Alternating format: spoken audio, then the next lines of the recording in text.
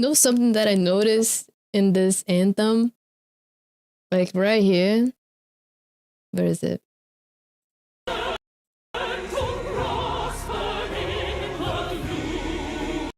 It's like they sing, we in drag have learned to prosper in the gloom. But then you have the backing vocals going, to prosper in the fields. I don't know. I think that's interesting. I'm still setting things up. Wait, we're gonna listen to the drag anthem again.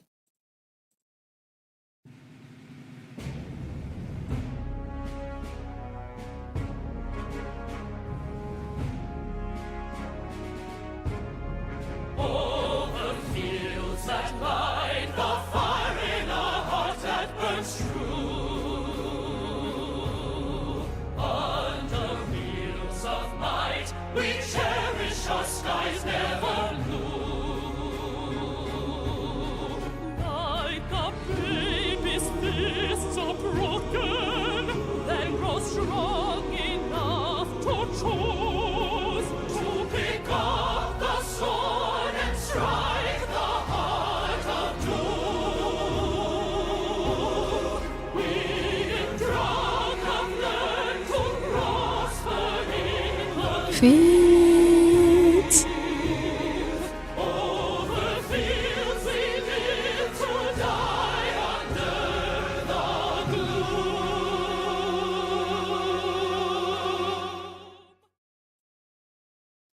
Wait, no spoilers. Did I set this up properly? I don't know. I've been losing my mind with this fucking lore doc that I'm making. Wait, before I start yapping, I need to put it like a lo-fi song. The lo-fi track.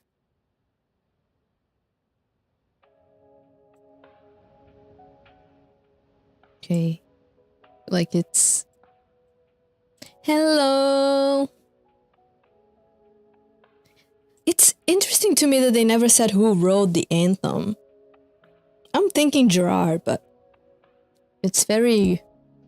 it's very Gerard the way that it's written. Also, talking about Gerard, speaking of Gerard, did you guys see that a new song is gonna be released soon? God. I'm so curious. Not MCR, but Gerard. It's let me put up the thingy. I'm so curious about it.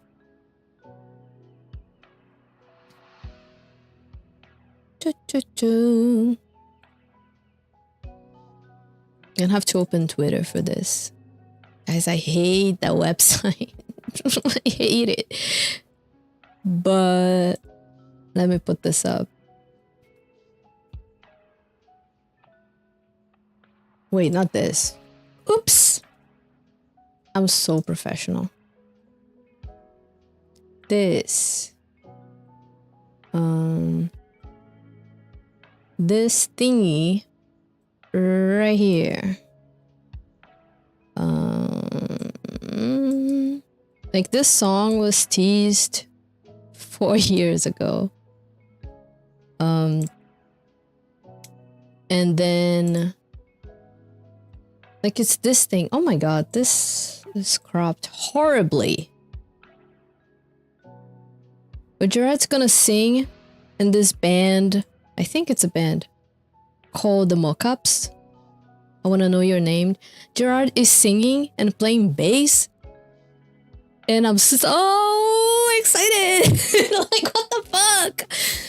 Since like Doug McDeam was the engineer of the song, we are thinking that we say we, like me and the demons. Me and Koodo, my cat. No. People were thinking that is a very old song. It was just like in the vault for some reason. I'm excited. I always love listening to Gerard. I'm excited. I want to know how soon is it that they're going to release it. But anyway, let's talk about lore. This is what we're here for. Lore. Guys, I spent so much time yesterday. I was like not watching the whole thing. Like, not rewatching the whole shows. Like I rewatched Seattle. So I could like write down everything that kind of happens and to have like an outline of the, what do you call it? I don't know, of what happens, right? And then I went through every single show to write down what's different. And that took me so long. I didn't think it would take me the whole day, but it did. And then I still had to look for a few things like today. And we still have things that are missing because I remember, but I don't remember which show they were.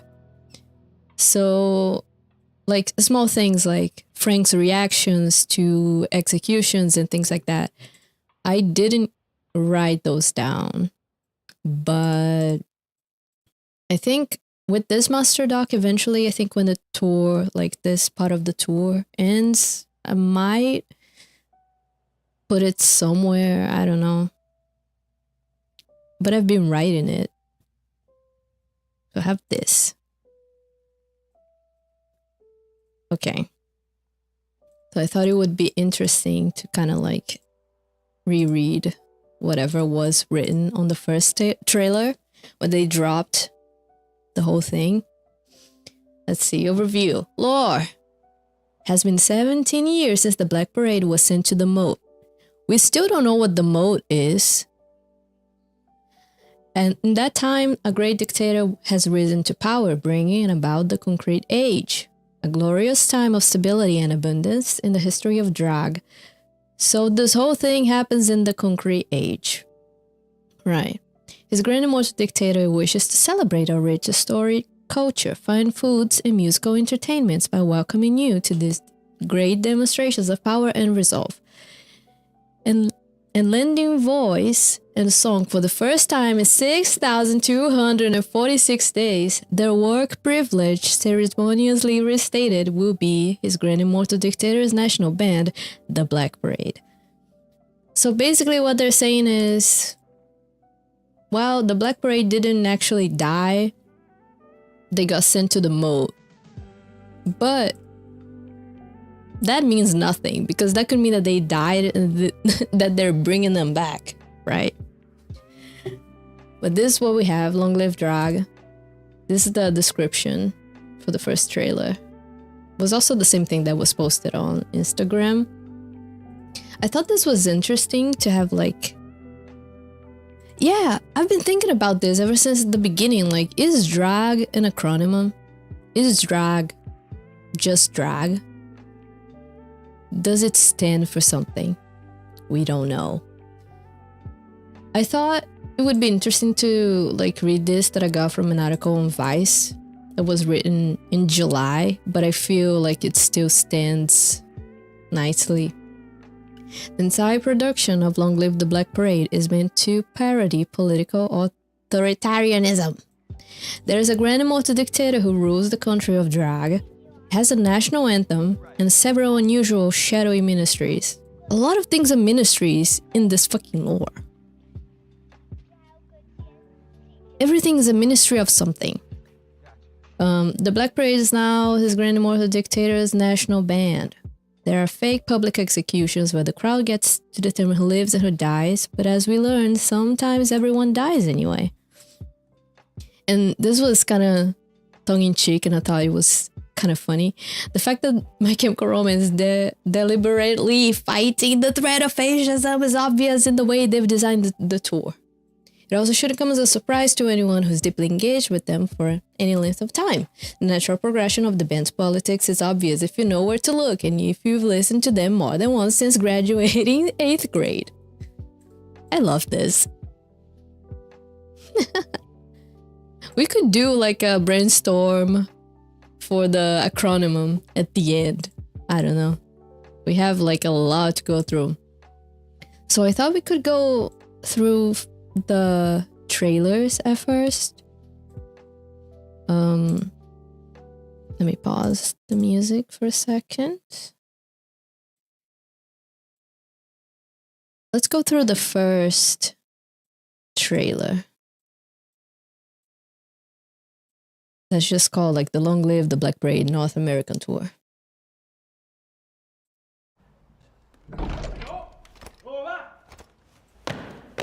That was so fast. Wait, what was written there? I don't remember what that was, but this is like at attention. I don't know. I'm gonna see that later.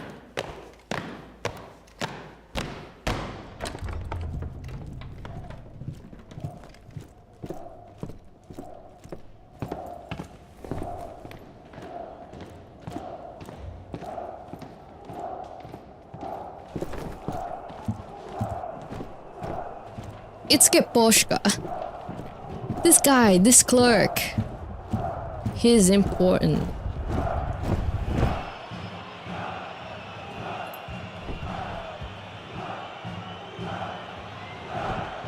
I need to pause this for a second. A lot of people say this is Marianne. I don't think this is Marianne. Because first of all, we have the clerk that is also someone different. He will appear at the end. Like in Boston, he appeared, but we're gonna get there. This is a clerk. This is someone. And I don't think this is Marianne because the actress is not the same. I don't think this is Sylvia either. The actress is different.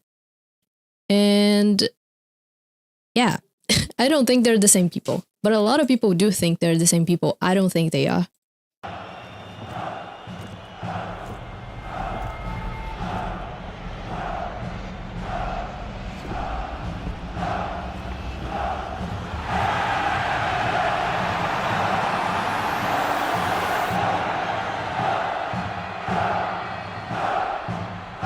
And then you have the American dates and the North American dates.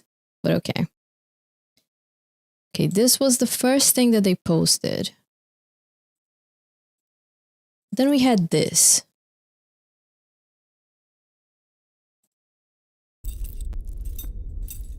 It's called Opera.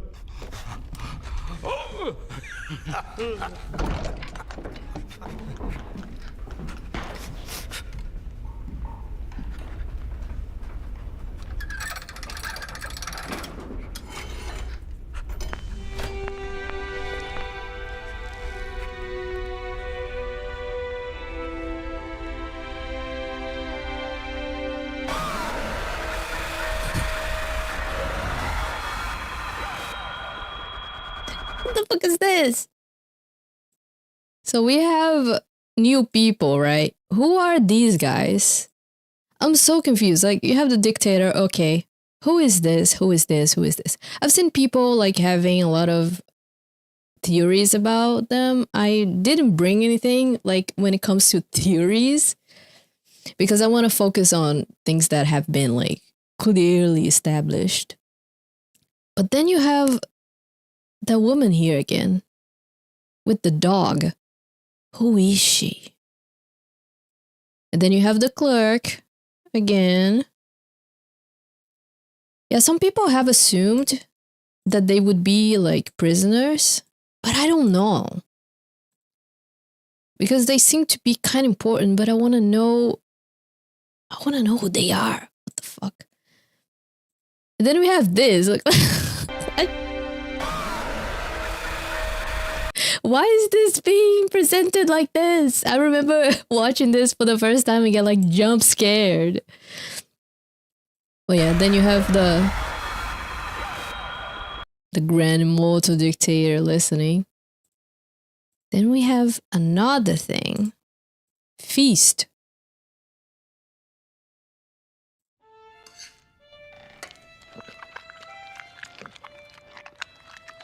Ugh, I hate the sound. You. the twins are the same. I'm not sure.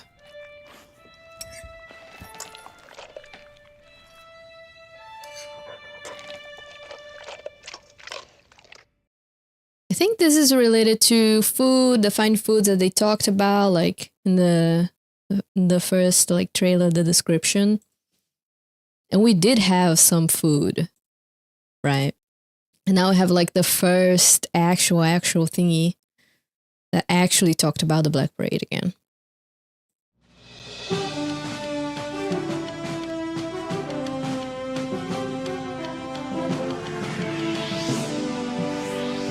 Greeting Dragoshkas. On the 7th days of the 10th month of 2007, in a place called the Palace of Sport, it was widely reported that the band known as the Black Parade has never returned from their concert in Mexico City, having perished in flames in what was to be their final performance. However, it is now known to the people of Drag and to the world that the Black Parade is very much alive. And so, on suggestion of his grand immortal dictator, the Cabinet of Operatic Retaliations has seen it just to send the Black Parade back to the soil of their untimely expiration and conclude their business with the people of Mexico City. Long live Drag, long live the Black Parade.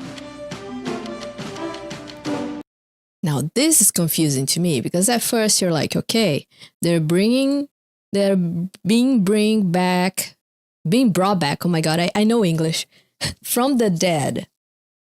And they want to come, and they're gonna be back in Mexico. Okay. So what the fuck is up in London? Like, if we're not gonna finish this in Mexico, what the fuck is gonna happen in London? They never returned from Mexico, and now they're being returned to Mexico. This is so confusing. Like, I would be like, okay, this is gonna be a thing where they get resurrected and then they're traveling all these places because the final place that they have to be is Mexico somehow, for some reason. But then it's not gonna be Mexico. I'm confused. Okay, so I went through the trailers. So now we can actually go through the things that happened in the shows. Okay. So the rules, we had rules on the first day. One thing that I could not be sure of was if in Seattle the rules were just 11 rules. I think they were. I tried looking for them, for more, but I couldn't find that information. I really think at Seattle it was only 11 rules. So we have the first rule. It was families of 4 and under are expected to applaud for 30 seconds at a time only. Any family or gathering of 5 or more members can only snap fingers and hoot. Clapping and hollering of any kind is strictly prohibited. Rule 2. No weapons, dental tools, or otherwise. 3. Please do not throw hair. 4. Fight only when fought upon. Non-combat is discouraged in all areas. This is so funny because it's kind of contradictory. 5. No touching. 6. All feet must be covered from sight with food coverings of some kind. Why? For some reason, this makes me think of dogs, getting your feet. I don't know. Run slowly when possible. 7. 8. Fun habit is mandatory. Mandatory fun is healthy for the mind. 9. No time for bad times unless timing is bad, whereas make time feel worse, and so forth and so on. I love this one. I just love it. The way that it's written, so good. 10. Give more than you have. Take what has been given only. 11. Only sing when unsure of the correct lyrics. Foreshadowing. The rules remained the same up until Philadelphia. That's when more apparently were added, like these ones. But let's go through all of them. All members of the audience has to describe rules from the following dates, and then you have some dates. I'm not going to read all of them. 2. Never abstain from an orderly line. Any deviation from the restrictions imposed in Rules 1 and 2 will require the necessary clearance or credentials in the absence of registered permissions. 4. Credentials 1062B are no longer valid, but credentials 1062 are valid again. No green. If any... Oh my god, my dogs, wait. Why are my dogs so loud? Wait.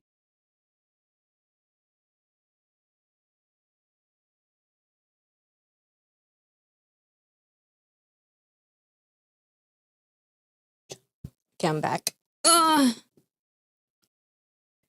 6. If any one person attendance is administered Rule 25, they may disregard Rule 1. We don't know what Rule 25 is.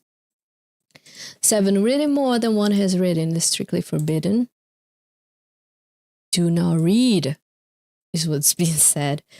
8. Any line contamination of produce by industrial runoff is to be accepted. Industrial contaminations are the nutrients of progress. 9. Avoid all areas where neutrality is enforced. 10. While partaking in community, collaboration is strictly forbidden. 11. 38. Rule 38 is back in effect. What is Rule 38? We don't know either. 12. All displays of grief are subject to their proper inspections. This is interesting. 13. All government behavior specialists are to follow incarceration sequence at all times. 14. Adherence to all rules should be equal to or greater than one's anticipated allotment of health and safety. 15. Progress at all cost. 16. Under no circumstances may members of a household allow their ceremonial wheat to touch the floor of their dwelling space. Wheat, very important. 17. All jokes must be cleared by the Ministry of Distractions. First ministry mentioned, right? I think. All violations of code will result in direct action from the Ministry of Operating Retaliations, another ministry. 18. And death to all who oppose. So the rules, they appear at the beginning before the show. They may change. They don't change that much, right? And then you have some other things. This is still confusing as fuck to me. Because if the rules are to be disregarded, then which are the rules that are to be regarded if those were like shown beforehand? You know what I mean? I get so confused about these rules. This was like an Easter egg, but I also think that you can play into the lore with this, regardless of expressing immense frustrations, very meant to remain at all cages, you know, the whole thing about butterfly wings, we live with butterfly wings. But this also, like, you can also connect this to Foundations of Decay. And then again, in Boston, you have this whole thing again that says you have to disregard rules from some dates. But are we saying we are to disregard every single rule? Because if it is, then it's very confusing.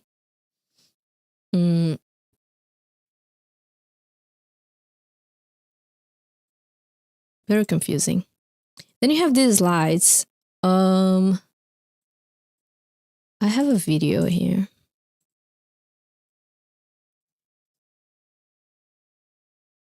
I'm not gonna have like sound for them, but like, oh, this is so annoying because it's on a thread. But anyway, so we have some advertisement. This is soup. And then you have the rules. And then you have like this wanted signs that reminisce like the Danger Days Exterminate ones.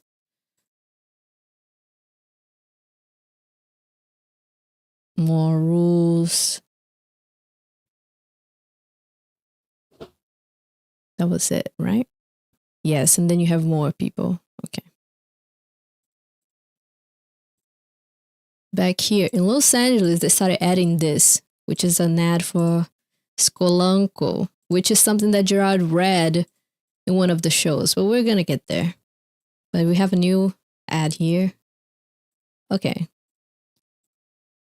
So let's basically remember what happens every show. First of all, the clerk comes in and then he does the stage and decibel check. So he's checking everything. If everything's all right, like he's already like in character.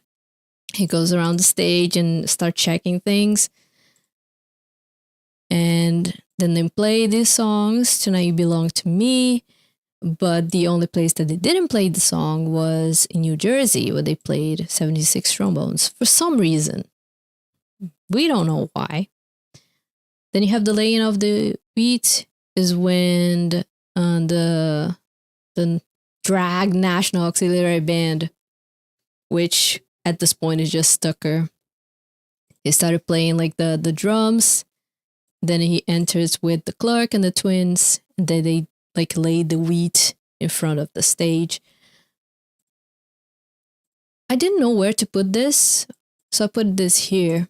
In LA, this was given to people in the MCR archive. They didn't know who gave it to them, but they gave it to them. Save your tears for the wheat, old drag saying.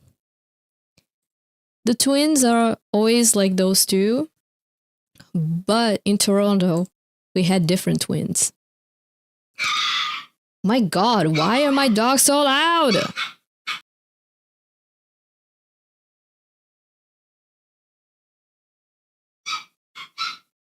My God, wait, let me put some background song. Oh my God, my dogs are so loud, sorry. It's like they're right behind me.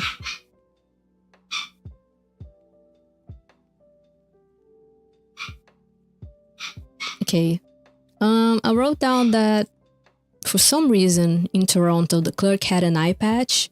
This wasn't explained. He just had it. In Chicago, we have a video here. So let me show. Here, I'm not gonna put sounds. Like he has an eye patch as he's doing like the checks.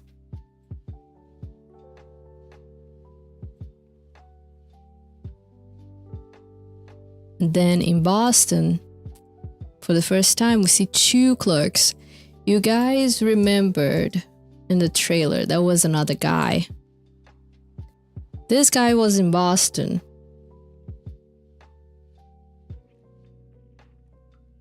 And he was checking the other clerk, like monitoring. And everyone got very confused. One thing that I remember, but I couldn't find the exact show where that happened, but I think it was one of the first ones. And I want to go back later and try to figure out which one it was. There was a show. I think it was either the second one or the third one, where this guy, this clerk, was shown on a screen. I don't know if that happens every show.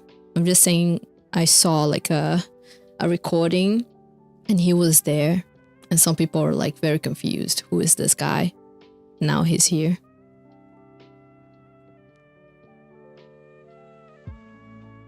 And also on somewhere that I didn't find. Okay. Then after this, they do the drag national anthem. And then you have the two screens. One says, please take your seats. And the other one in Kaposhka says, sit down. It's interesting that it's always said in Kaposhka like very aggressively. And in English, it's always like, eh. Oh, please rise for the drag national anthem. Then having Kaposhka being like, all rise for the drag national anthem. Can my dog shut the fuck up? It's so loud. Okay. We're gonna go through the drag national anthem again. Now with the visuals. Dun, dun, dun.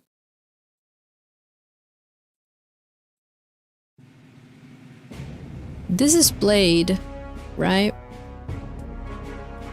It's sung by Marianne or Sylvia.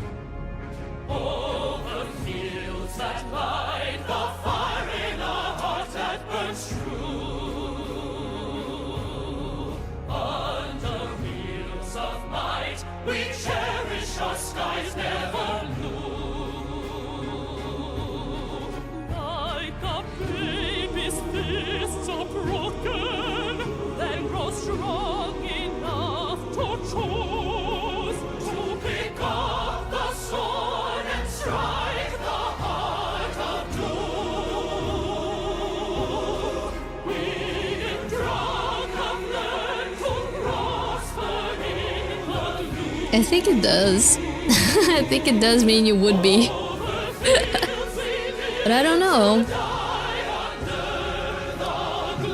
Or not, because it's a fictional, like have fun, behave. I would say the getting into doing Kaposhka, it's probably not that bad, because some people, if we're talking about like this fictional like country, some people that are there, they were just born there and they're suffering. So it does not have to mean that you are aligned with whatever. Wait, let me open the door for my cat.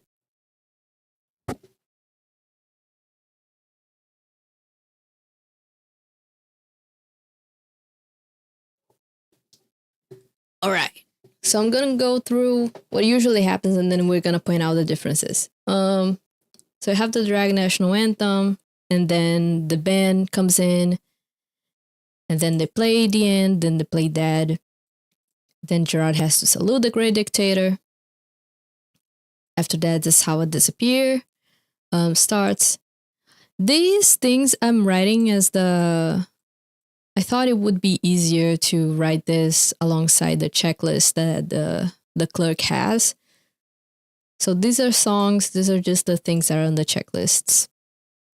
And then you have keep the shouty one in line. It's when the clerk hands Gerard a note. And then you have Shepherd's Lives. And then the podium is delivered. And then you have the election. And then I Don't Love You, House of Wolves. The podium is removed. And that's when the slap happens. Cancer starts. Then Mama starts. Then you have Sleep with that one intro with the guy talking. No, I'm lying. This is the Big Sky intro. It's that one intro that Gerard like sits down and starts reading things. And then you have Teenagers, have the ad break with Quizzo. Then you have Disenchanted with the guy talking. It's the button pressed intro. Have Famous Last Words, the end. Then you guys already know, like Gerard is scaled, but apparently pushes up a button.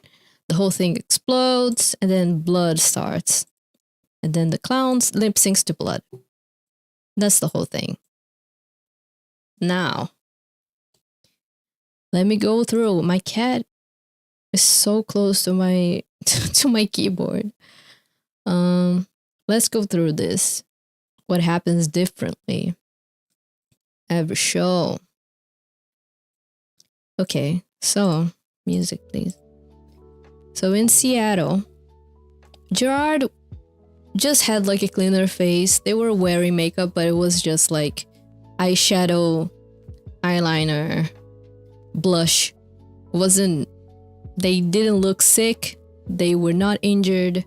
Everything was fine in Seattle. But from San Francisco, Gerard like has scratches and then white powder on their face, and also like at every single show it seems like they seemed a bit more bruised. And I wanted to like put every single picture, but that would take me so long. So just keep that in mind. Usually they would just come in and start playing. But from Philadelphia, they got like this clock-in system.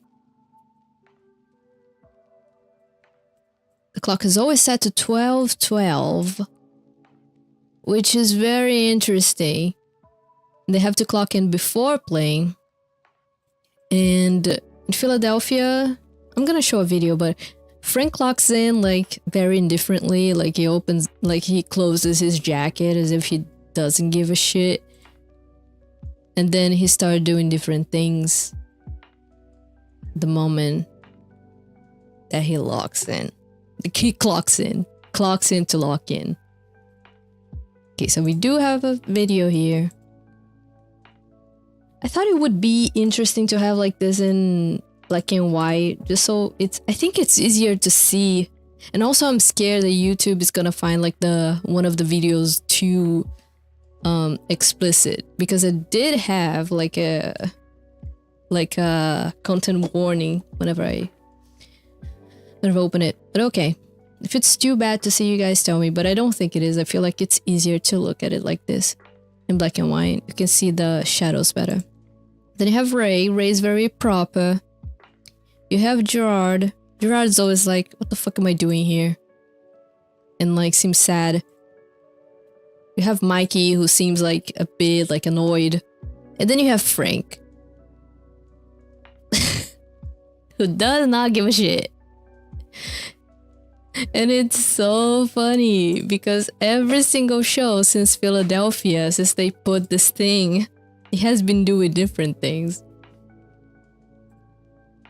So the same thing as before, like Ray's gonna do like very proper, Mike is gonna seem like a bit pissed, and Gerard's gonna be seen like a bit frightened. Yeah, Gerard's always like, Mom, why am I here? I hate this. Oh my god. Did not mean to do that. And then you have Frank. Like taking the thing off his fucking fucking pants, dude. So funny. I hate him. I love him. I hate him. I love him. I hate him. That was in Toronto, and then here's in Chicago. He spits on the card. So gross. Gerard. I'm looking at Gerard right now. It's like, Mom, what's happening? Gerard's always so stiff. And then in Boston, which was the last show so far, Frank sneezes on the fucking card. Gerard is very distraught, like clocking in very rapidly. Mikey was pissed off. Frank sneezing and like cleaning, like wiping his nose with the fucking slip.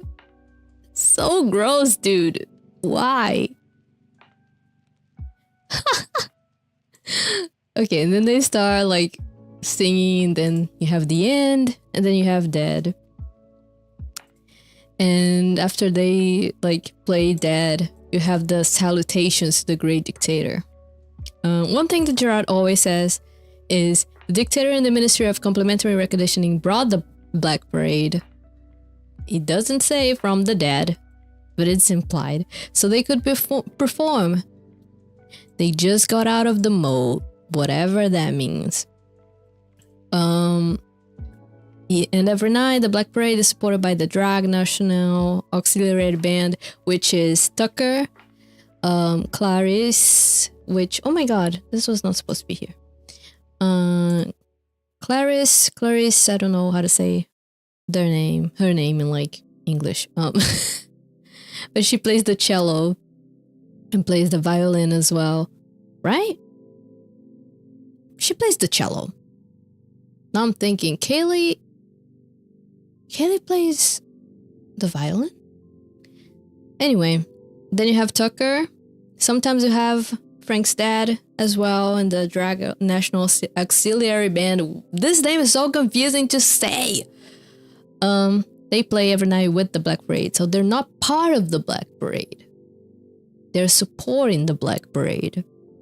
Jared, from what I've noticed, seems to be considered part of the Black Parade, and Jamie is not supposed to be considered part of the Black Parade, because every single time when he leaves, we're gonna get there.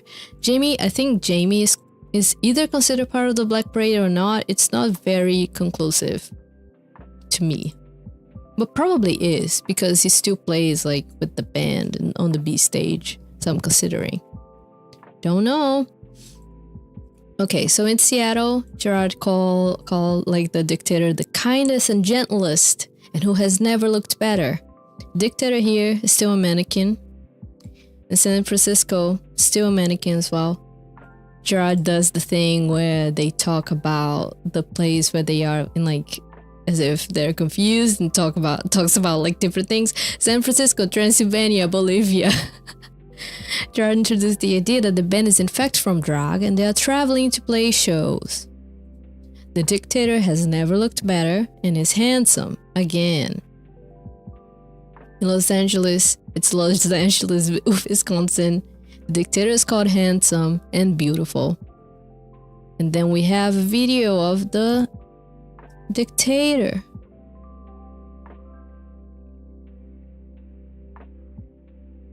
It's a real actor this time. People cheered and got crazy. And he just stays there. He just sits down, watch the band play till the end. Up until Gerard gets killed at the end. Los Angeles was a different name. Los Angeles, California, Madrid. Gerard acts confused if the R in MCR stands for reprogramming or reconditioning, like the Ministry of Complementary Reconditioning.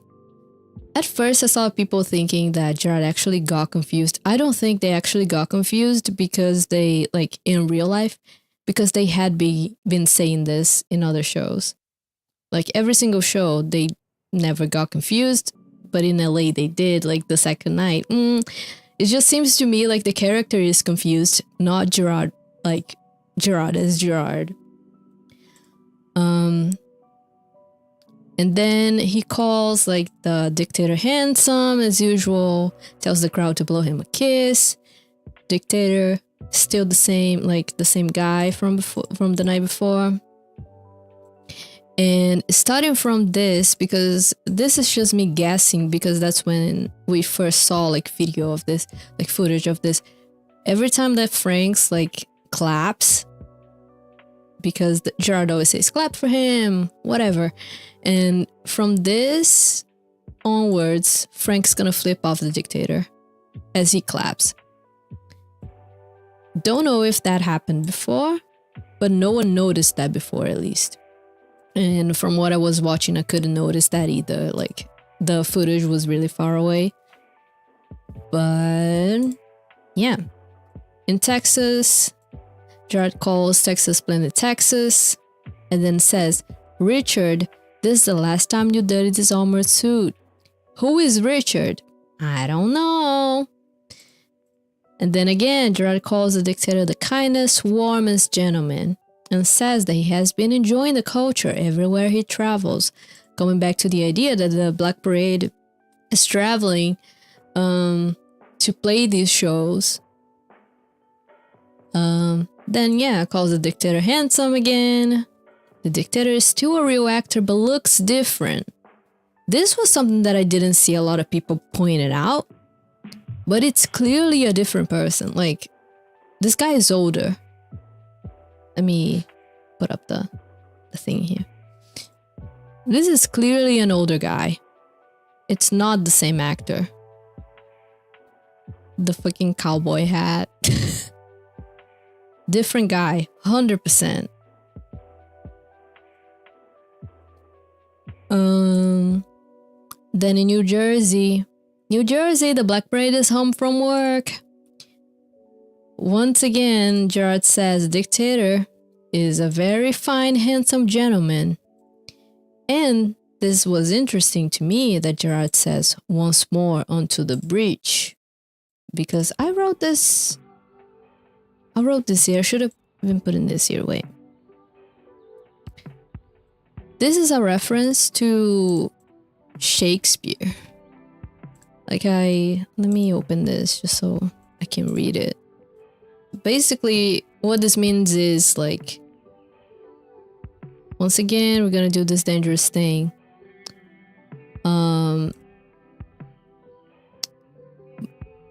But yeah, this was a reference to this like King Henry speech where he urged his troops to enter the breach they have made in Marvels, I don't know how to read this, while to take control of the town by force. This is interesting to me. I don't see people talking about this, but this is something that Gerard's gonna repeat in some shows. Once more into the breach, so we're gonna do this even if it's dangerous. Yeah, invasion. So it seems to me so far that they're playing the cities and they are bombing the places as they do it. The dictator is still the same. No, it's still a real actor, but I couldn't tell if it's the same as the one in Texas. We have a video here.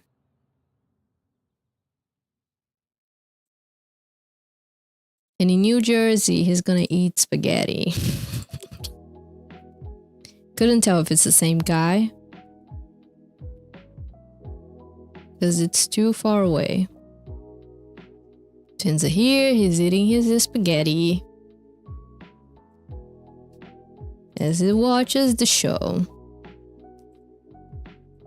Philadelphia, the handsomest man I know, and they just don't have a gun to my head, which means that every time Gerard says so many nice things about the dictator, they're being forced to do it.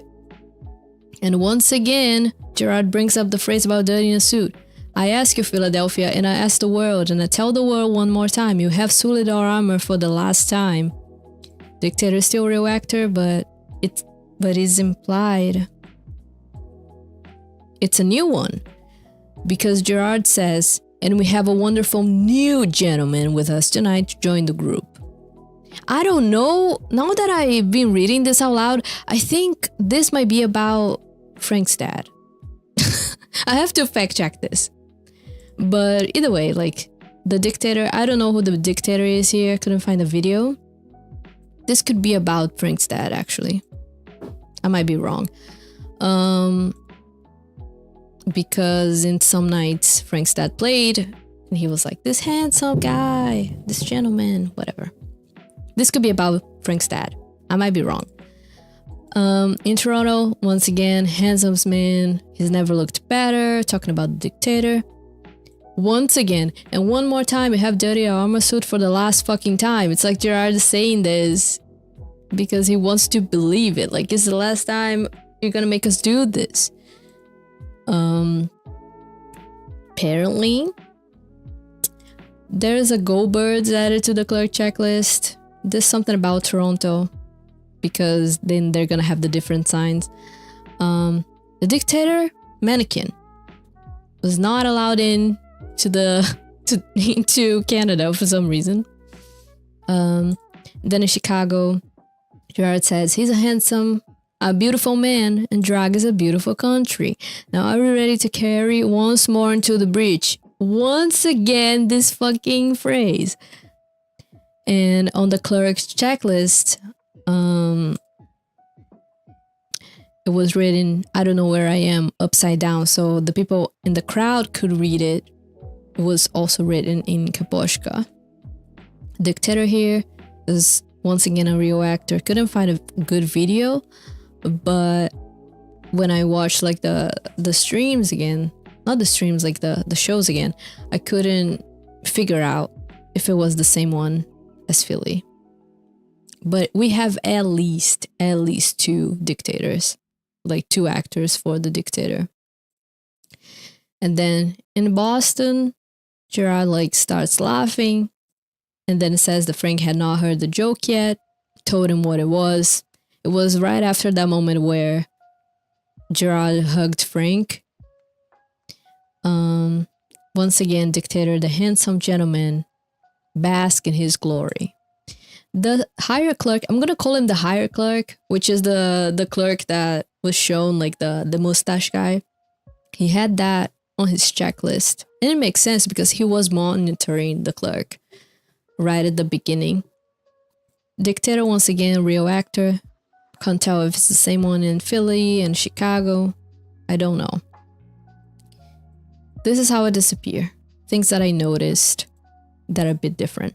Once again, in LA, brothers and sisters, once more into the breach, my friends. Are you ready? This is a direct quote. In Boston, once again, you have that your armored suits for the last time. It's like these phrases are very, very important for some reason because they keep being repeated in different shows. And now we have that one part where the first part where the clerk is like, "Come here, Gerard." And that's when the clerk hands Gerard a note. Gerard crumples the note usually when the clerk gets further away. And that's, I suppose, is the note that people usually show, like, get at the end of the show. Like, not get, that they show at the end of the show. Show at the end of the show. That they got it. Because it was, like, thrown off stage. Why do I have this open? Anyway. Starting from Los Angeles, the clerk and Gerard do the death to all who oppose greeting. They just look at each other. They start greeting, saying that. Death to all who oppose. Death to all who oppose.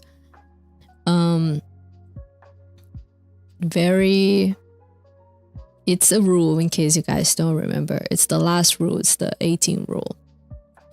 In Seattle, the note was, "Mother doesn't love you anymore." In San Francisco, the note was, "Mother wants you disciplined." In the first night of Los Angeles, no note was thrown to the crowd. Apparently, because I couldn't find anything about this. The second night, the note was, "A horse with a silver tail nails on a high heel." That is an idiom, right? What does it mean?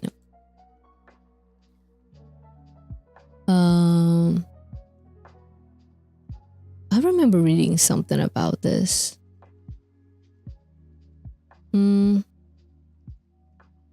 It's a riddle, apparently. Anyway, means something. I don't know what it means. In Arlington, Texas, you are in the city of Dallas, Texas, which is gonna be referenced later in the election. In New Jersey, to avoid further premature shift departures, a time card system is being introduced to the Mo Work Release Program. That's when we see in the next show, the clock-in like thingy. They have to do the time card system every time. Apparently, no one found the Philadelphia note. I tried to look for it as well, couldn't find anything. But of course, there was a note. I just think that no one got it. In Toronto, there were 2 notes. The first one was, "Congratulations, have completed your second operation of the Mo MCR Work Release Program time card system. If this feels familiar, like you've done it before, trust us, you haven't." And then the second note was, "Don't forget to punch in." Related once again to the clock-in system.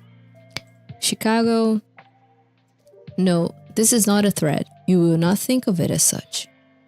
This is the first time that bracelets were thrown off stage, and it's confirmed that Gerard throws them, and there were 3. There were 3 bracelets. One was, "We are stuck in Kaposhka." Other one was, "MCR in Kaposhka," and the other one was, "Please help in Kaposhka." I should have linked those bracelets here. I'm gonna do that later. In Boston, which was the weirdest one so far. As they do their greeting, the clerk and Gerard start glitching. And Franks notices that and starts mocking like the glitch and makes Gerard stop interacting with the clerk and shows him. We have a video.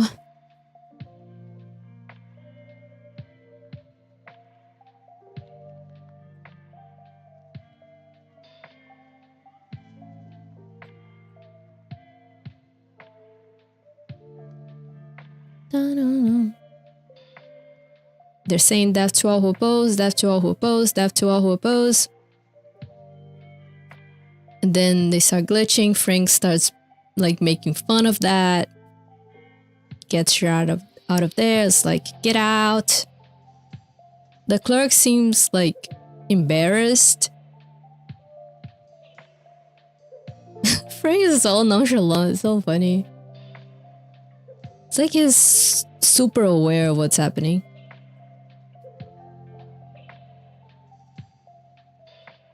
Dun, dun, dun. The note was, welcome to your first day at work. Here are some helpful tips to get you started. 1. Listen. 2. No popcorn. This is hell! The bracelet thrown off stage was saying we are. We just have one picture that came from that person that was like next to cheerleader Gerard that got we are. I'm supposing that it's we are stuck. It's just that the other part was probably like not shown on the picture. I really think that would make sense because that was already like another bracelet that was thrown, like the, you know, that makes sense to me. Then we have Sharper's Lives. 2 days were interesting because this happens right when Gerard gets the note.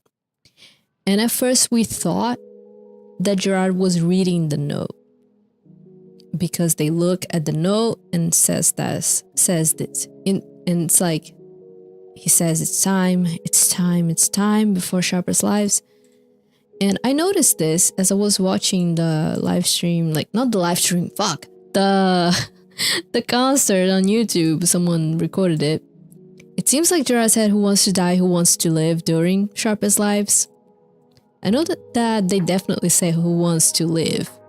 I kind of got who wants to die, but you know how Gerard speaks. Sometimes you cannot understand what the fuck Gerard says, but due to context, I think that's what they sing. In Los Angeles, same thing happened. As they hold the note, they close their eyes and starts like breathing like heavily and says everything's gonna be okay.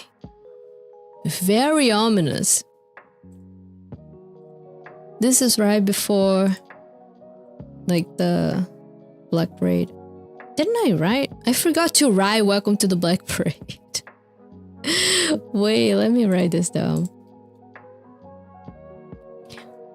Welcome to the Black Parade.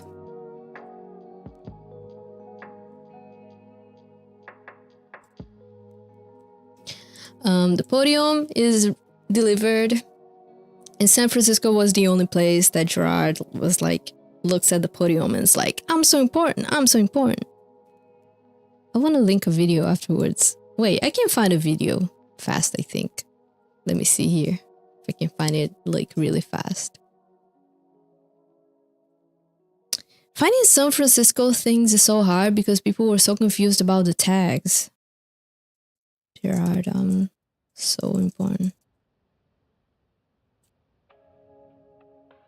Someone. Wait. Yeah, I do have a video here. Let me link it.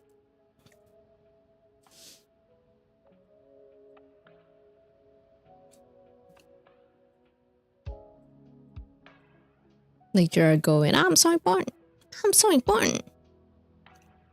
Before they start playing Welcome to the Black Parade.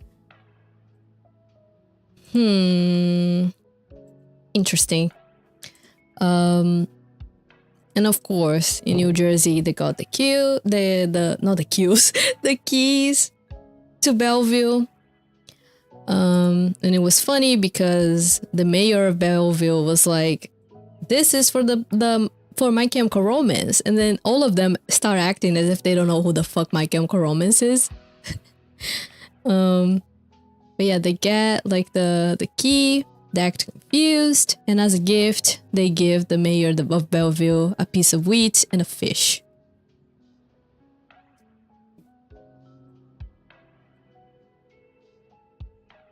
Let me just want to show like it's kind of funny as this happens. Wait, can I make this faster? Then they get the key. It's all very sweet. But it's so funny how all of them are in character still. Frank bites the key.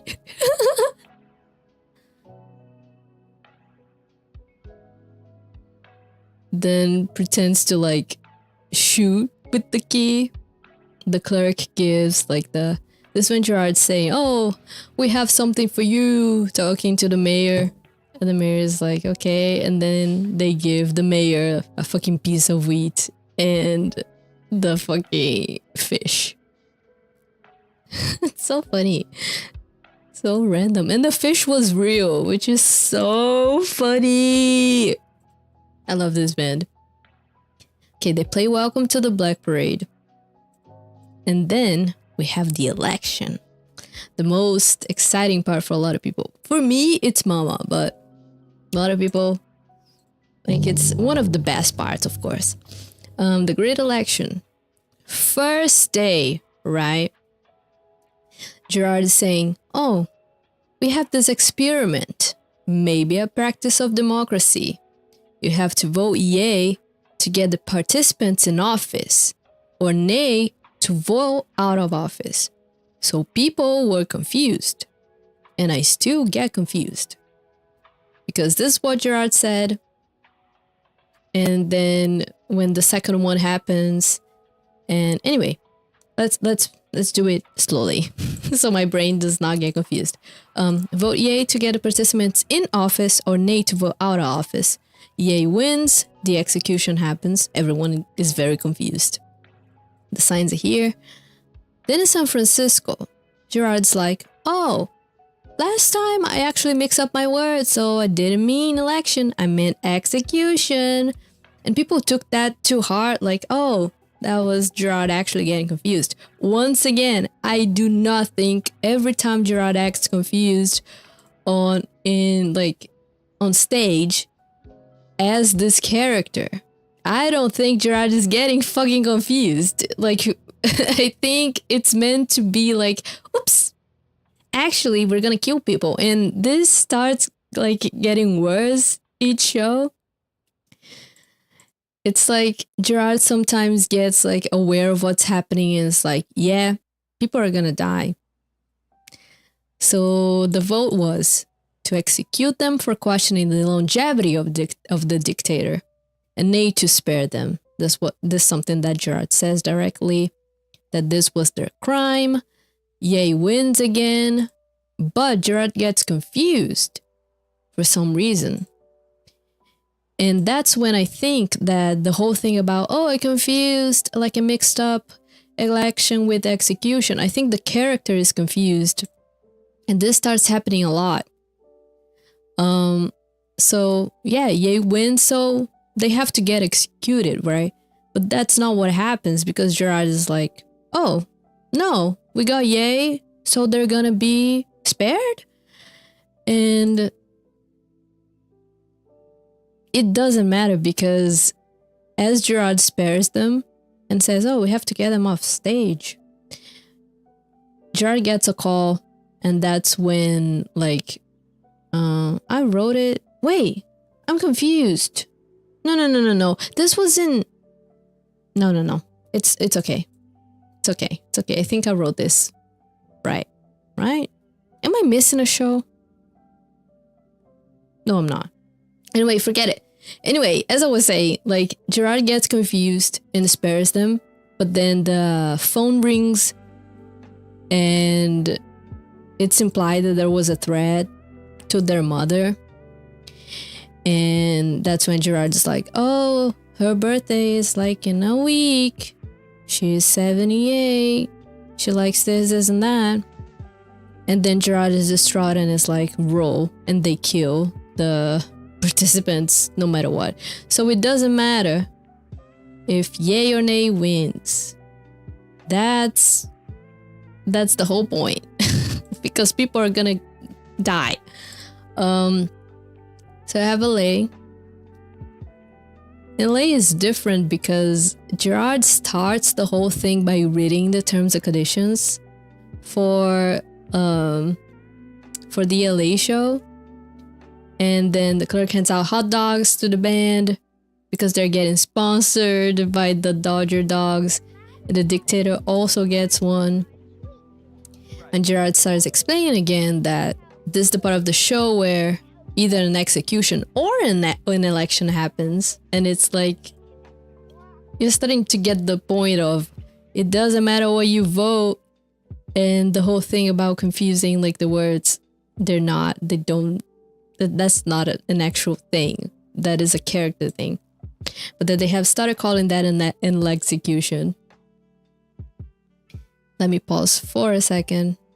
Love more vtuber MCR fans. Yes! We need to find more people who are into MCR can like gap about MCR in the VTuber space.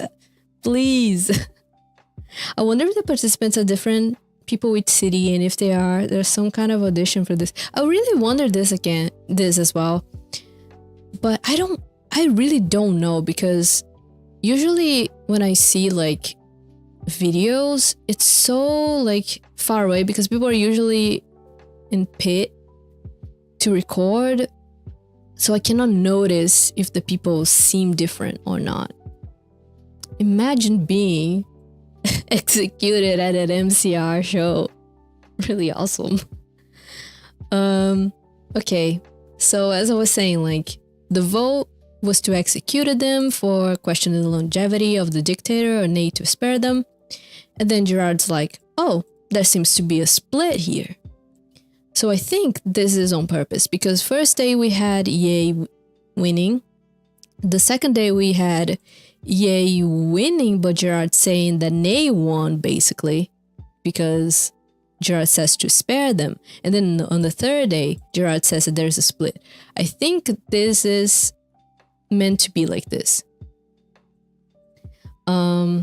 And then Gerard says, oh, there seems to be a split. What does the dictator think about this? And then once again, execution happens regardless. So it doesn't matter what you vote, that's what's gonna happen. It doesn't matter.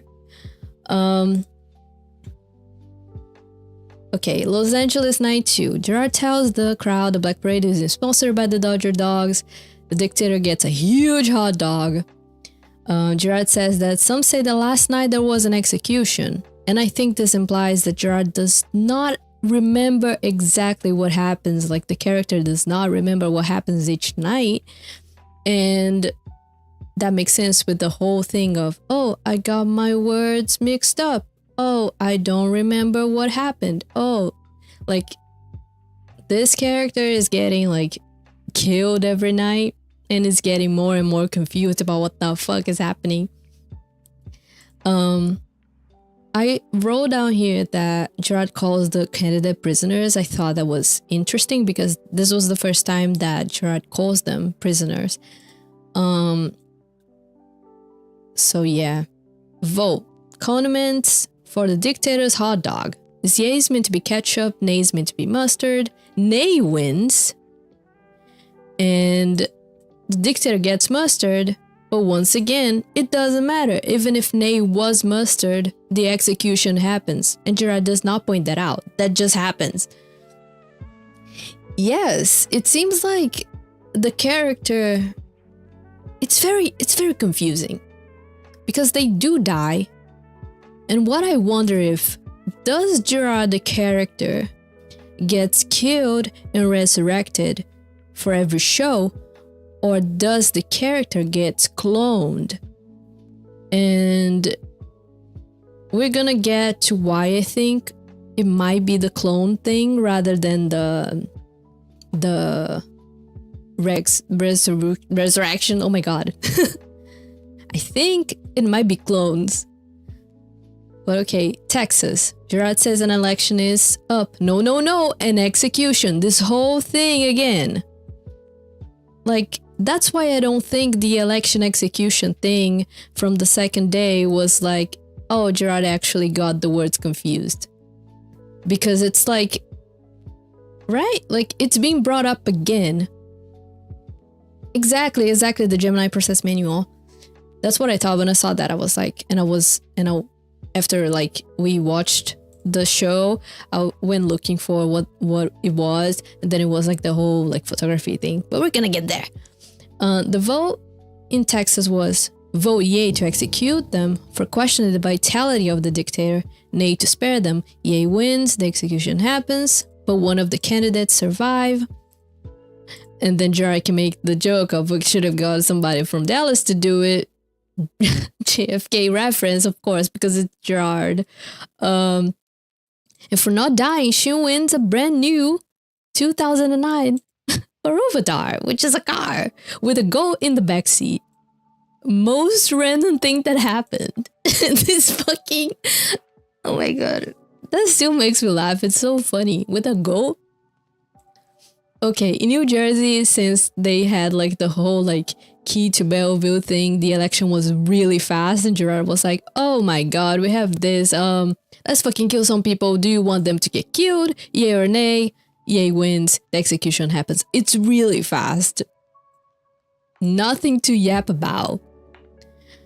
Philadelphia, Gerard says the Black Parade lost its sponsorships on the Dodgers dog, but now they are being the spokesman of the cheesesteak. And then another thing with Philly, just like the old cheesesteak we do for the Black Parade, spicy.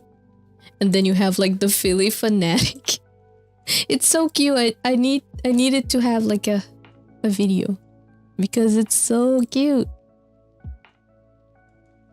I'm gonna take off like the filter just so we have color. It's so cute. The Philly fanatic. I was dying. I was laughing so hard when this happened. I think Philly was the first show that I streamed, right? So funny. The Philly fanatic. And then Gerard foreshadows the next show, getting confused, like, what are those signs? And they were the chicken and fish signs. Before the show happened, someone had found those signs, like one of each. They were torn on the ground on the venue, and people were like, what the fuck, is this gonna happen now? Didn't happen that show, and Gerard brought that up. And Gerard says in Philly that, oh my god, they say that they don't know what the candidates did, just knows that they are guilty. And then Gerard's like, they're either guilty or not. Wait, they're guilty, but we're gonna kill them. That's how it works. Kind of forgot. Once again, forgetting things. Yay to execute them, nay to not execute them. Yay wins again. Then Gerard's like, we gotta give the people what they want, and what they want is blood. The execution happens. Then we have Toronto. In Toronto, we had the chicken fish signs. And the vote was, which one is better, chicken or fish? And Gerard's like, who fucking knows, who fucking cares, they're gonna die anyway. Followed shortly by, I promise you so badly that one of these sides, chicken or fish, will save their lives, trust me. So Gerard is once again like contradicting themselves. Like, Gerard says something, and then immediately it's like, oh no, but actually this, actually that. I also really want the chicken and fish signs. Some people, I hate when people like get those and start selling them. Like, honestly, honestly, if you get one of these things at shows, I really think people should not do that. Should just say, hey, I got these signs. Could you pay for shipping? Because I cannot like pay for shipping. I think it's so annoying that people get those and they sell them for like such high prices. I think it's such a way to prey on people that are fans of things and are very vulnerable. Anyway, tangent, but I really wanted as well. I thought this was interesting because at the end of this, Gerard says, fish or chicken, chicken or fish, grab a leg and make a wish, or a fin, dive on in, dinner's always better with a cluck or a swim, which seems like an ad. So once again, we have an ad? Alright, Chicago. Gerard calls the prisoners lucky contestants and then asks, what's your favorite color? Is it red? Is it black? Doesn't actually matter.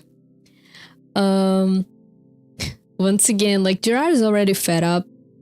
Like, since when? Since Toronto, they're like, it doesn't matter what you vote. You guys got this by now, right? It doesn't matter what you vote, they're gonna die. Vote. Do they live or do they die?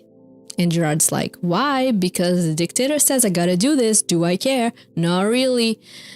And there were not as many signs tonight. And this was something that people were talking about. Like, they were not handed signs at the beginning.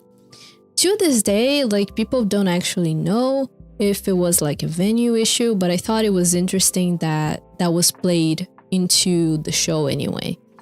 That Gerard would bring that up. Like, wow, they're fucked out of signs. And still like in character. Either way, EA wins and the execution happens.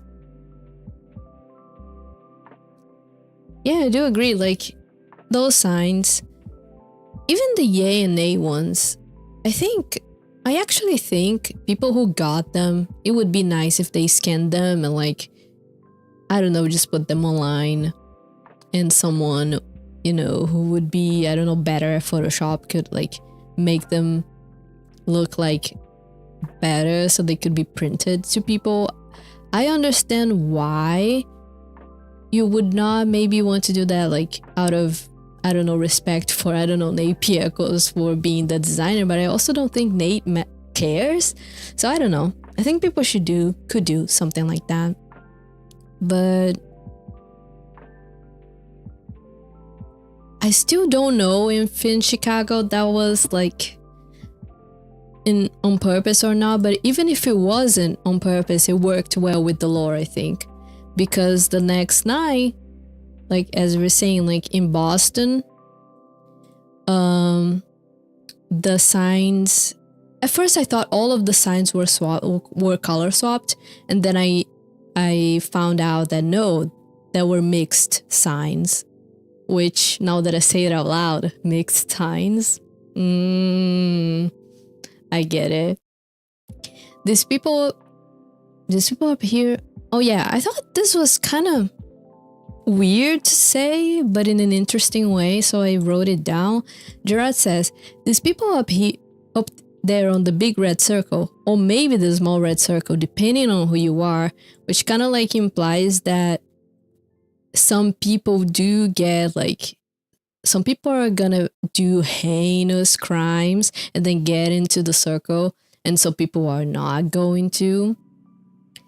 I thought that was kind of like a little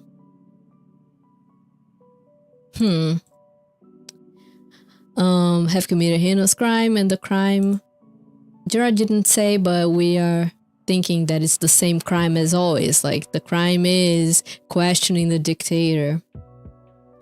The vote, yes, to execute them for eating. No, yes, the crime was they ate cake. They ate too much cake and didn't share it. That was it.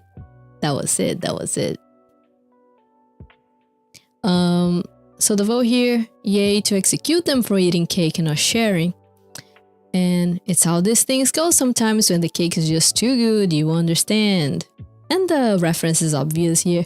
Need to spare them. And like I said, like some of the signs were color swapped.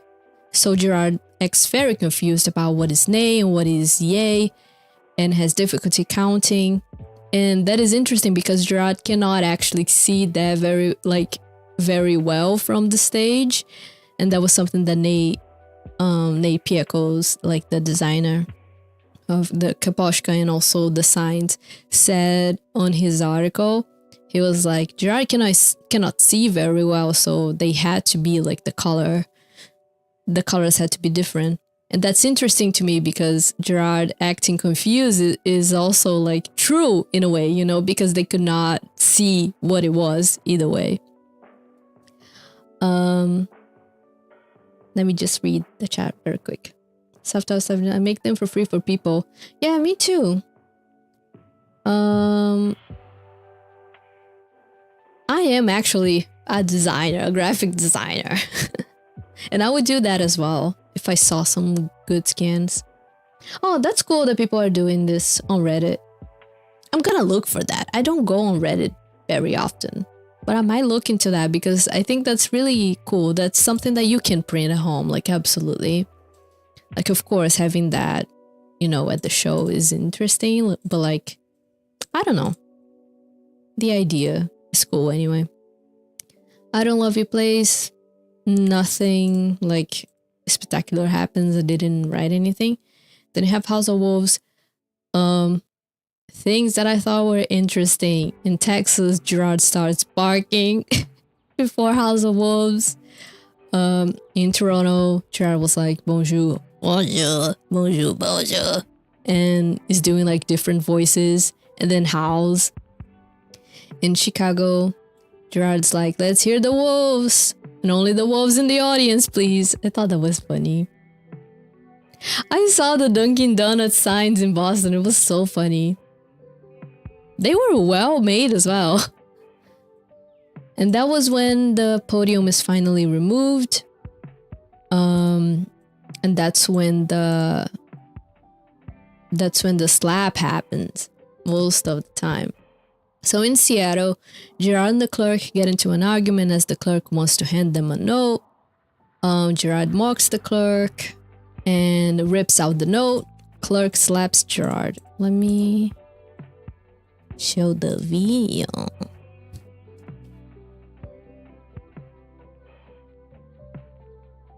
This was the only video that I found, which is sad because I wanted another, like a better one, so you could see better, but it's okay. No. And Gerard's like mocking the clerk. Bah, bah, bah. And this was the first show. Oh my god, I remember how everyone was like, what? When the slap happened, that slap looked so real. And the fact that Gerard gets slapped and is like smiling afterwards, like being like an asshole, like that was so funny. Like, okay, you enjoyed that too much, didn't you? Gerard calling out the furries is something that Gerard has been doing their whole life, especially on Twitter. I remember when Gerard had like a fursuit that they posted on Twitter. I love Gerard, dude. Okay, San Francisco, Gerard and the clerk get into an argument. Once again, like the same template of things. But Gerard now crumples the note. And that's when, oh my god, that's when they get slapped. Slap again.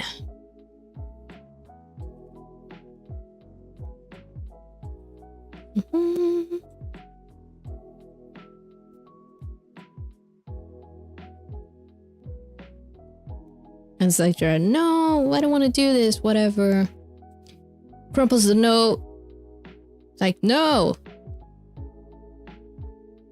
And the slap happens. Oh my god, the slap. The clerk is pissed off and leaves.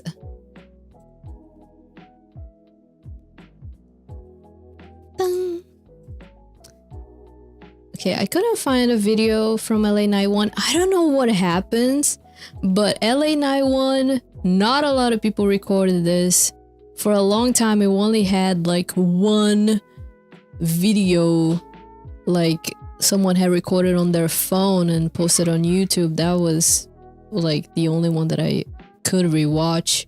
But then I saw like a few days ago, someone else posted like the whole LA Night 1 show. Why?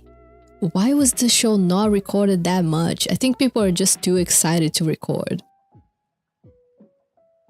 Yeah, it's very cute. The lo-fi is by Sparrow Sleeps.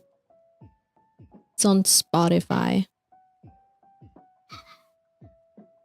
Gerard being a furry. Honestly, I'm not gonna say that Gerard's a furry, but Lola. Los Angeles Night 2. Gerard and the clerk, the same thing. Argument. Gerard drops the note. And that's the first time where Gerard blocks the clerk. It's like, nope, not gonna get slapped. Very interesting.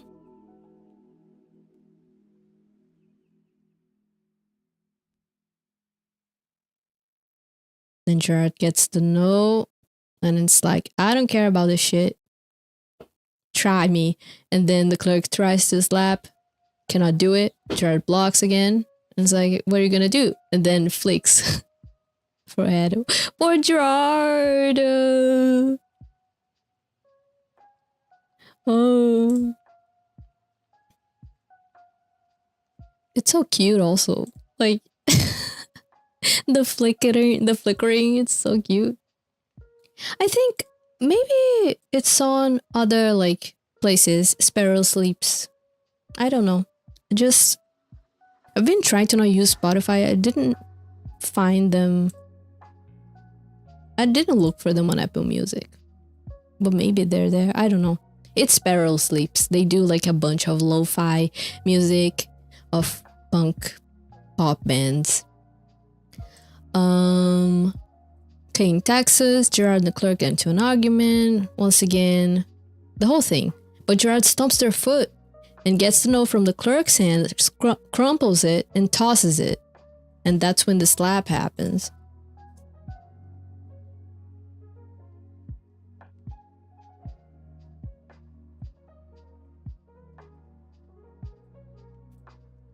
Gerard's like, no! No! Oh my god, it's so fast. Wait. I thought this wouldn't happen so fast. Wait, let's see it again.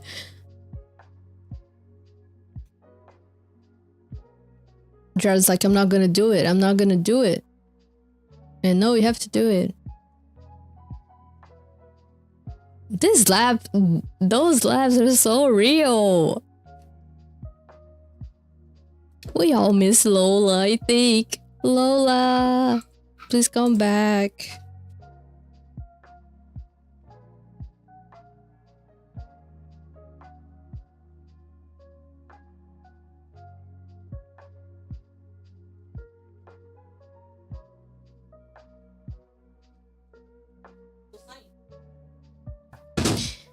Okay, sorry.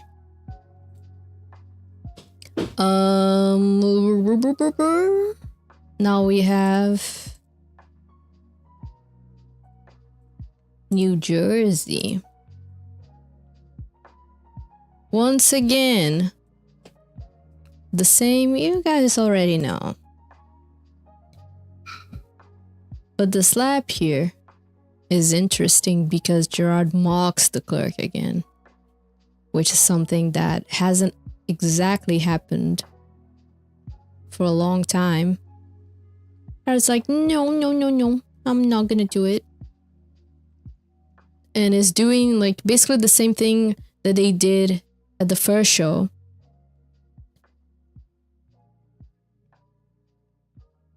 This lap. The way Gerard gives their all. It's so awesome.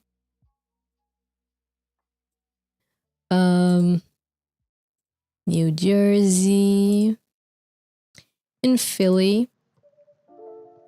Let's watch. Gerard rips out the note.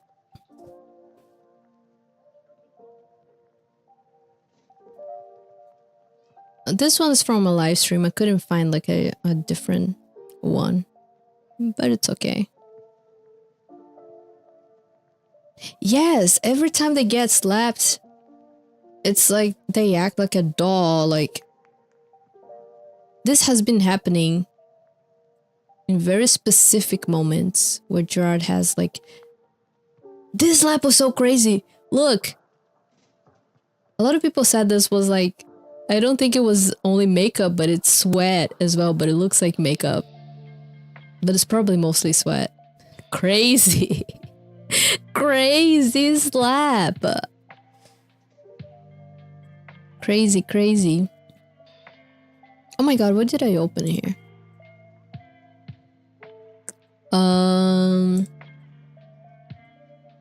Okay, was I at Philly? Toronto?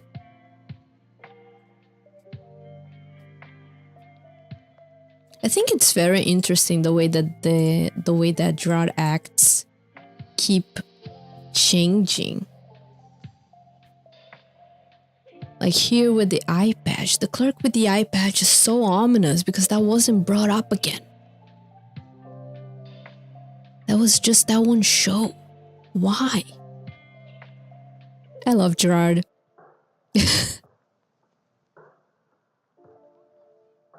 The no.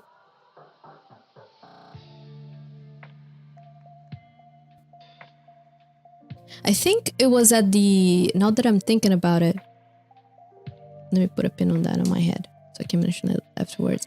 But here it is, like Gerard gets the no, throws at the clerk. It's gonna get slapped. Oh, this is interesting. Didn't even notice the first time that I watched this. The clerk shows Gerard his eye, and then slaps. Huh. Interesting. Interesting. Interesting. I was gonna say, I don't have a video here, but I remember this. In LA 91, there wasn't a note, but there was a red folder, right? That was given to Gerard, and that was when Gerard reads the whole grinder profile of the, the dictator. I joke, but it was like an audition profile for an actor, which was, so the dictator is the dictator even real? Okay, now we have, that was in Toronto, right? So Chicago. That was interesting to me because this is the first time that Frank gets really close to watch whatever is happening. I don't know if you can see this in this, but I was watching the show again yesterday, and you can notice like Frank's so close, like watching very closely. You cannot see it here, but that happens, trust me.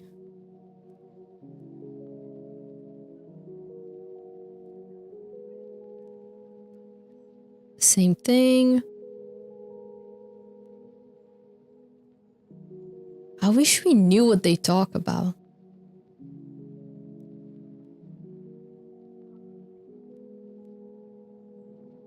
Gerard rips out the note.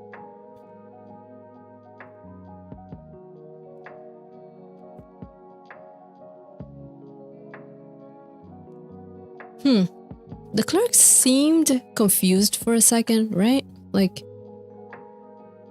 and now I wonder if he was confused, like running because Frank is near, because you cannot see this through here, like this POV. But if you see it like at a wider shot, Frank was near them, and I think the clerk was maybe scared of Frank, which would make sense because the next show, that's when another thing happens. That was the most important one because Mikey stops the slap.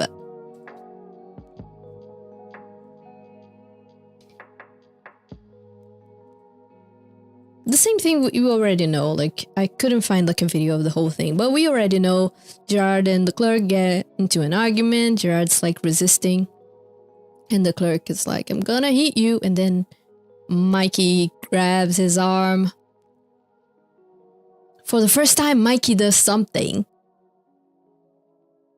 because Mikey has been looking like very uninterested in the first shows, and then now it's like everyone's getting aware of what's happening. Poor Mikey. Watching that on stream was so crazy. We all died.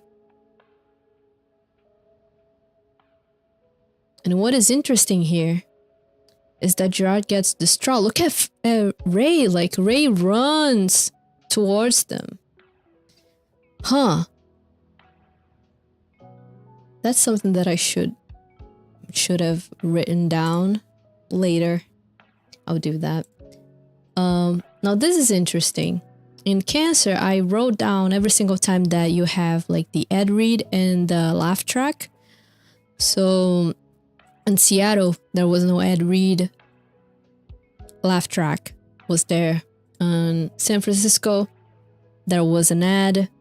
Gerard read this one, this Colunco ad. Do you guys remember, like right at the beginning, one ad that was added later? It was this ad that was being like teased on the second show. I'm gonna read this whole thing. We, the Black Parade, are proud to be brought to you by Skolonko. So this Skolonko, for some reason, sponsors them. An inviting party feast with all the natural growth-like flavors. Experience the appetizing, captivating sensations such as you've never tasted. Doctor, nurses, and millions of Dagoshkas enthusiastically recommends Colunco, nature's regulator. You know what this seems like to me? This sounds like a laxative. This really sounds like something you would have to shit. Nature's regulator? That's a laxative.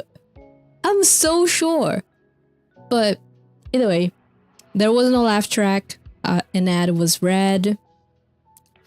And then in Los Angeles, we also had an ad. To those of you in the entertainment industry here today, for your consideration, the Grand Immortal Dictator is 6'5", currently based in Los Angeles. Special skills include alley leadership, motivating large groups of people, and horseback riding. Is psychological and wrapped by the DAA. Size available upon request. This is so funny to me. The fucking grinder profile. It's so funny. And once again, no laugh track, it seems. Take all of this with a grain of salt, because I was like skimming through the shows, but at least the laugh tracks in the beginning is what I mean.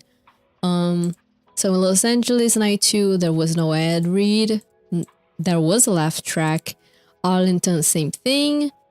New Jersey, the same thing. Philly, the same thing. But in Toronto and Chicago, no ad read, no laugh track. And then once again, Boston, there was no ad read, but there was a laugh track. I wonder why these two shows didn't have a laugh track, because we were already like having that in our heads, like, oh, so if there is like an ad, no laugh track, but these two shows specifically, there's none of those. So, Now my favorite part of the show, which is the Mama extended version with the Dagger song. The Mama is amazing. The Mama part. And we already know Gerard takes off the jacket before singing Mama. There is a man running across the stage on fire. And we have Marianne singing Up Until Boston, which was someone called Sylvia, which he went, I don't know how to speak. She is dressing differently and everything, but I've wrote more about this like later. But interesting because on the clerk's like checklist, you have delivered dagger. And it's interesting because the clerk does deliver the dagger to Gerard, and then Gerard gives it back. So it's like, dagger song, some lyrics may change in different shows. I wrote all the changes. We're gonna go through that later. But there are some changes, and they're interesting to me. Might be an A side. What it means is that it might be like breaking the fourth wall thingy, where the moment that Gerard is singing the dagger song, it's actually the thing where Gerard might be breaking the fourth wall and talking to the audience like, here's what I know. Yeah. There is this thing, the dagger. Interesting to me that I wrote down is that the missiles are being set up to be launched during Mama. So, okay, things that are different. Like, this is what usually happens. But some things happen differently every show. And in New Jersey, Gerard introduced the idea that Marianne, who is blind, can see everything when she sings. And the gentleman is finally introduced by name. Gerard's like, this is the gentleman. Gerard hadn't said any name beforehand. And Gerard says that they met him in prison and that the gentleman taught Gerard the dagger song. That was crazy. That was a crazy day for us lore diggers. Like, what? What do you mean a puppet sing you the dagger song? What? Philadelphia. Gerard makes the gentleman sing a snippet of the song. I thought that was interesting when you realize that the night before this one was the one where Gerard was like, he taught me the dagger song, and then you have this. Gerard is making like the gentleman sing Mama and is like showing the gentleman to everyone. I thought that was interesting.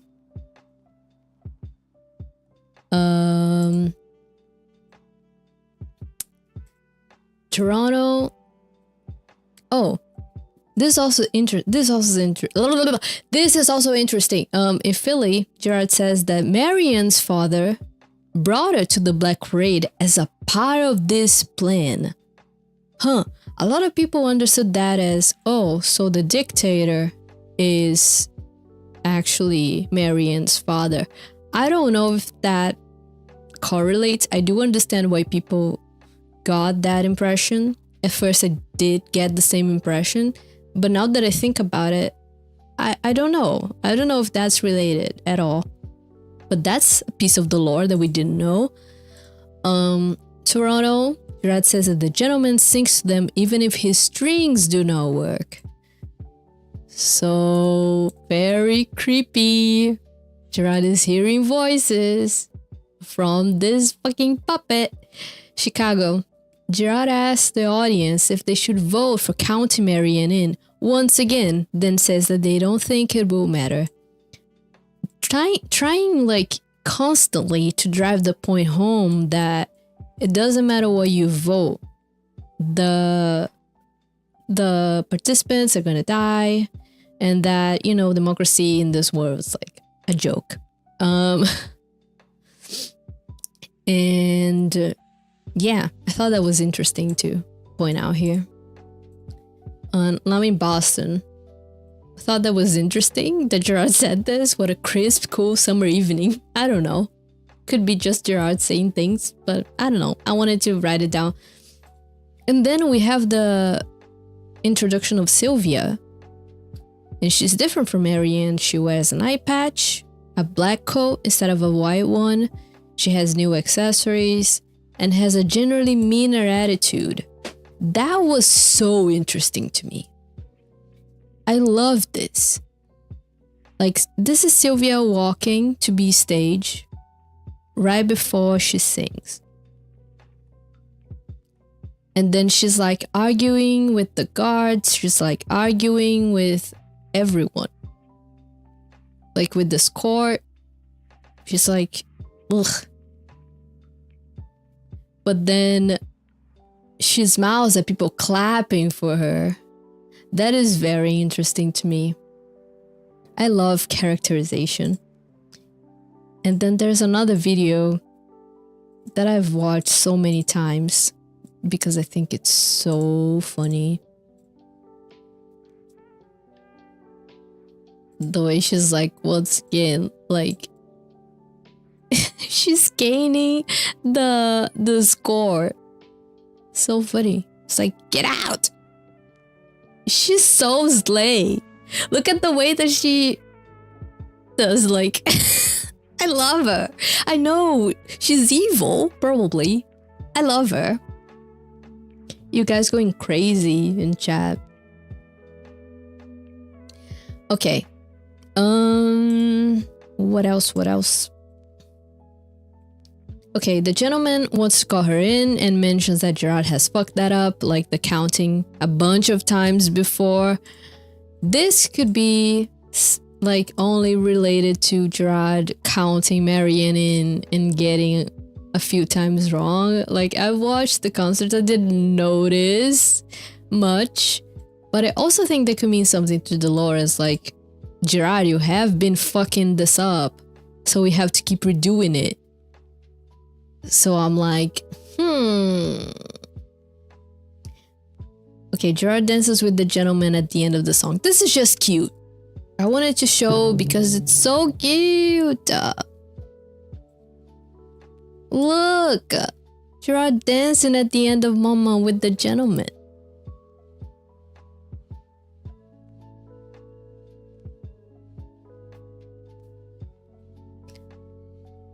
I think that Marianne being blind and Sylvia only having an eye patch means that while Marianne follows blindly, Sylvia doesn't fully trust. I do agree with that.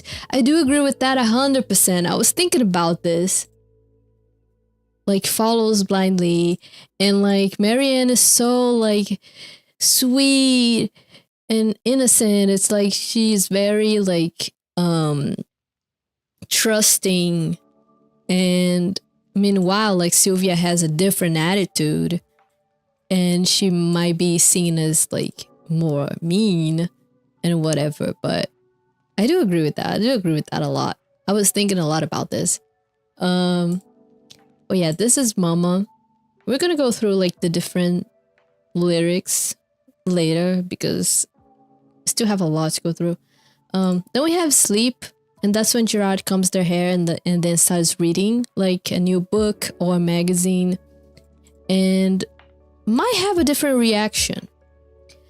In the background, the missiles are launched, and then there's TV static right after. I think that's interesting because once again we have like the whole TV thing. If you guys have read National Anthem, which I always tell people, please read Killjoy's National Anthem. But there was a whole thing about TVs and like forgetting and TV making you do things. Anyway, back to Long Live the Black Parade. The twins, that's when the twins get back on stage with the clerk to try to make Gerard put their jacket on because they took that off before Mama. In Seattle, the magazine was Murder, like from the Na Na Na music video. So us who do agree that those things are connected, we have more Danger Days crumbs. Try reading the Murder magazine and laughing hysterically. And then doesn't show here, but then they sob hysterically as well. Couldn't find a video from San Francisco. I think it was the Murder magazine again. That's what people usually believe it was. I couldn't see that through the videos that I saw. because people were too like far away, and even when people were too close, like you couldn't see because they were so close that there was no light on the cover. But I do believe it was the same one. I do believe it was the Murder magazine again. And once again, like the clerk goes and forces Gerard into the jacket. It's very easy. Gerard then acts like a puppet.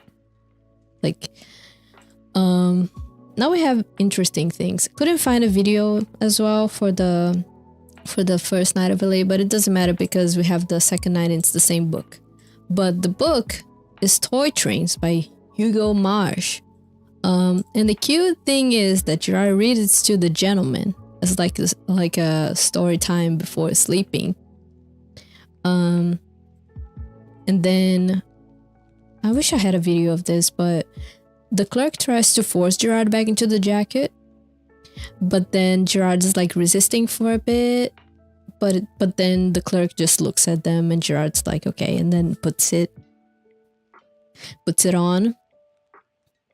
And the second night, we do have a video, so you guys can see the book. And it's basically the same thing. Like Gerard has the puppet, like has the gentleman with them. He's reading like the book while wrapped on Gerard's jacket. Very cute. Very adorable. Like a mom reading their child. Reading to their child. It's so cute. Mama. But yeah, this is what happens. Oh my god. Dun, dun, dun. So cute. And same thing, like Gerard tries to resist it. Takes a longer time. But then it's like, okay, I'm gonna put the jacket on again. In Texas, Peterson's Field Guide to Insects was very... I couldn't find why. Like, I couldn't find anyone talking about why. But I just thought of, like, swarm. And that's what I could think about. And now you have the gentleman on Gerard's lap. It's so cute. And then Gerard is reading to the gentleman very enthusiastically the book about insects. Then showing the audience. Very cute. Mikey. Every time Mikey is on the shot, I'm like, girl, please. Frank. Anyway, it's very cute. It's their child. It's so cute. In New Jersey, this was interesting because Quantum Realm, a book about quantum physics and timelines. So that's when some people are like, oh, are they being into like different, like are they being thrown to different timelines? And Gerard reads it whilst eating spaghetti because this was the night where spaghetti was a thing. And like the dictator was also eating spaghetti.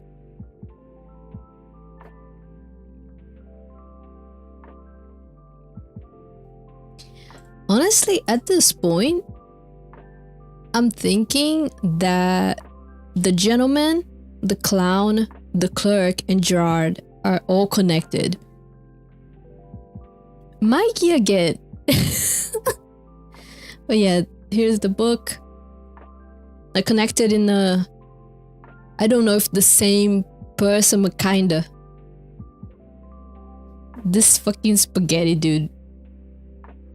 You know, there was a video that I didn't put here because I think it's so gross. That's when Gerard's like eating the hot dog in LA, like the first day where they spit out the hot dog. I couldn't. I think it's so gross. I couldn't bring this here. It just makes me ugh. Here, a video of the dictator eating the spaghetti too. I think I've shown this before, but once again.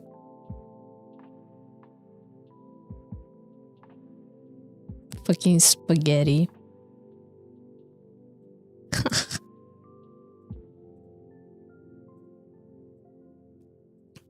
Oh, this was interesting. This was when the clerk threatens to throw the gentleman because Gerard is resisting, like they don't want to wear the jacket. And this happens, and it's so sad. Like, the clerk is like, I'm gonna throw it. And Gerard's like, no, please, no. And then puts on the jacket. It's so sad. It makes me actually sad. Yeah, maybe they're inner child. I don't know, but it's just so... It makes me so sad.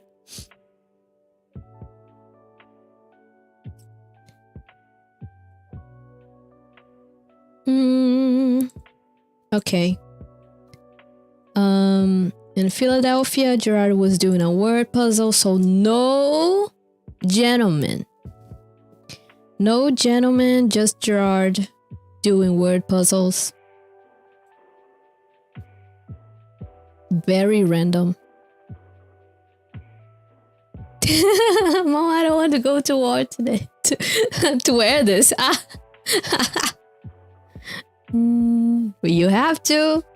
You have to play for the masses to distract them as we bomb every fucking city.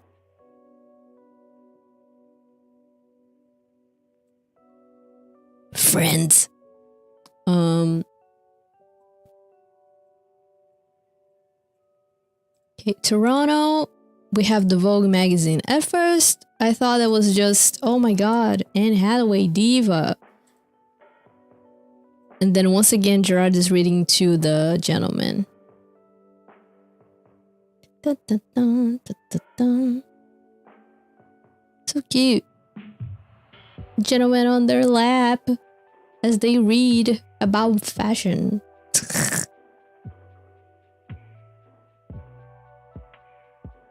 Very cute.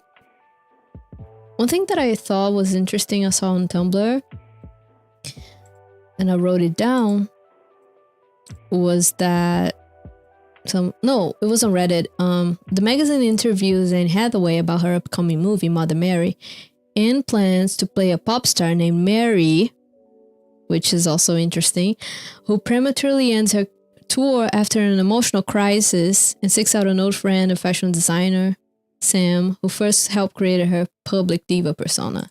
I don't know if that has to do with anything, but I thought it was interesting. I thought this was also very cute. Like, this is Gerard making the gentleman dance as to distract the clerk and not put like the the jacket on. And it's like, yay, look at this. And the clerk is like, no, put it on. And Gerard's like, okay. Then why, please, please? And bags. And the clerk is like, nope, you have to put it on. Another video so you can see this clear, where Gerard's like begging, please, no. I don't want to put the jacket on. I don't want to keep doing this. And it's so forceful, like...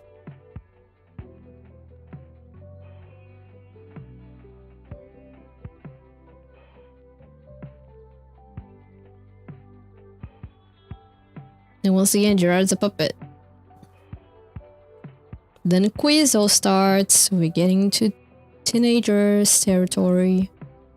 Almost. In Chicago, the magazine was a cat's brain. How they think, learn to communicate by paw print. Just a cute little magazine.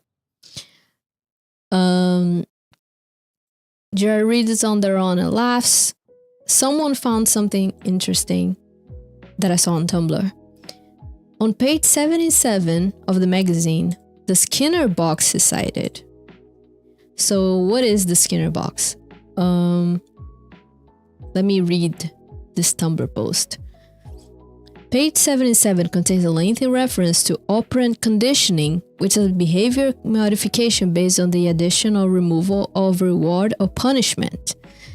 Skinner was the father of operant condition and invented the Skinner box, an experiment where animals, rats and pigeons mainly, were isolated and through reward or punishment, enforcing simple, repeatable response from test subjects, which makes a lot of sense. Makes a lot of sense with this tour and what's been happening.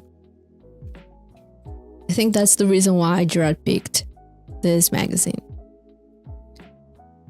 Do we have... Once again, like when Gerard is being forced back into the jacket, it's very forceful. Like very, very, very. Like the clerk is fighting.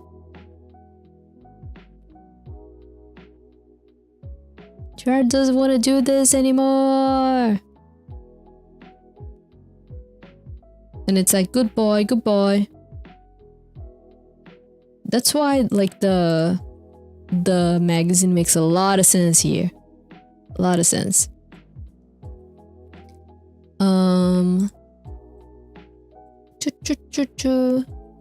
we get to Boston. That was interesting. Didn't see a lot of people pointing out, and I didn't notice this the first time that I was watching and, you know, streaming to you guys. But in Boston, like, when Gerard gets the book that they are reading is not the Gemini process manual. It's another book that I could not see what it was but it doesn't matter because this book carries the other book, which is the Gemini process manual. And then there's the whole thing about the Gemini process is that one, like, technology that was created back in the 80s, I think, that allowed two images to interact with one scene. So people could record twins when it was the same actor. And it's interesting because this one, like, article that everyone keeps citing, because it's a very old one, it's from the 80s. It talks about being able to slap yourself and hello? Slapping yourself. We've been seeing a lot of that. And then we go back to, how is Gerard like everything at once? Is Gerard the gentleman? Is Gerard the clerk? Is Gerard the clown? Crazy shit. Because this changes everything. Not only changes, but like it makes a lot of things into perspective. And as Gerard reads the book, they seem very distressed, like very distressed. Like I said, this was inside another book. I wish I knew which one it was because I'm curious, but. And Gerard starts reading and it's like, what the fuck? Gets very, very confused and distressed. The Gemini process is crazy because if you think about the fact that we've been having a lot of pairs. We have the clock is on 12:12. We have the twins, and even when they changed in Toronto to women, they were still twins. You have the clerk and now the higher clerk. And even without the higher clerk, you have the clerk and the clown. You have Gerard and like the gentleman, also a pair. So it's like, oh, lots of twos here. And yes, since Gerard has been wearing the jacket since the beginning of Sleep, and people think that it's because Gerard saw Mikey get like nude. So Gerard was like, I don't want Mikey to get hurt, so I'm gonna put the jacket on before everything. I remember noticing this on stream. I was like, what? Yes, and now we have Mary and Sylvia as another pair. Timusha was like my favorite one from the start. Haha, you already have a favorite one. Honestly, I think my favorite one will be Mexico, no matter what. I think Mexico is gonna be like my favorite. Because I just know it's gonna be insane. I know it's gonna be insane. And I want to know what they would do. I'm so anxious about Tampa tomorrow. And then I'm going to be anxious about my show, of course. And then I'm going to be anxious about Mexico. But yeah, now teenagers, we have the ad break right after putting on the jacket. I thought I could bring this here. We have Quizzo time. And then you have some other ads, but I think Quizzo is the most like relevant from all of this. Like you have a family game with your host, Gorgavic Palmer. The greater Dragette's favorite show. What is Dragette? I wonder. Because you have the Dragoshkas, which are the citizens. What is a Dragette? Huh. Love. Mexico is gonna be fun because Mexican crowds are awesome. Honestly, yes. South America. I'm gonna go to the Brazilian shows. And I'm already like, whenever I think about it, get crazy.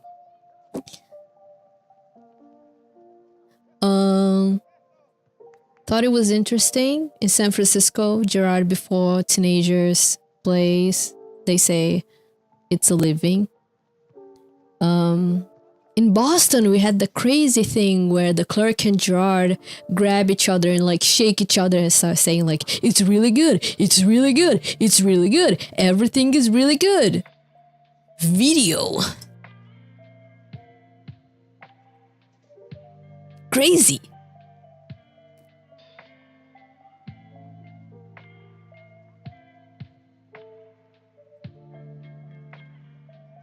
That was so weird. I was like staring at my screen like, what the fuck was that? That made me feel distraught. I kept thinking about it. It's really good. I was looking at flight prices to Mexico just so I could see, but I think I could convince my husband on it. But I do think Mexico is gonna be the best one from the long live. Going to the Colombia one just because it's cheaper. Honestly, if I could go to every single show, I would. I wish I had that kind of money. Okay, so we have teenagers and then Disenchanted. We have the button pressed intro where that one guy is like the same guy that was announcing the Black Parade being very much alive. He says with broken English, and I think this is important, that's why I put some things here as to our time has come, the button pressed, and the simple act has meaning. A single word repeats across the stars, then our hearts. Greatness. There comes a time when all must ask, what cost to hide? What loss so great to scrawl our names in sand or chisel them in concrete? Chisel, chisel, chisel. Chisel, right? Good night, my friends. Good night to all. And then they played Disenchanted. One thing that I noticed was that the drag flag rolls down at the end with a wounded deer. But starting from Arlington, the flag is shown before that as a visual on the screen behind the Black Parade. And it's alongside the dictator, and then the dictator is shown instead of the rolling flags. In Seattle, Gerard said, Paris is beautiful at night. Before? I think it was before the song. That's why I didn't write things down. I forgot to write this one down. But I think it was before the song started. And then we have famous last words. And that's when things get a bit confusing to me. The stage catches fire. So I wonder, were the missiles like directed at the band? Or is it because like they're directing like the missiles towards the countries that they are playing? So as they are playing, they are bombing these places. And that's one thing that I get a bit confused about the story. Like, what is the meaning exactly of the stage catching fire? Is it just like a reference to what happened in Mexico and how they died, like a foreshadowing? Don't know. Wanna know you guys' like opinions. Think it's representative of the place being bombed. Yeah.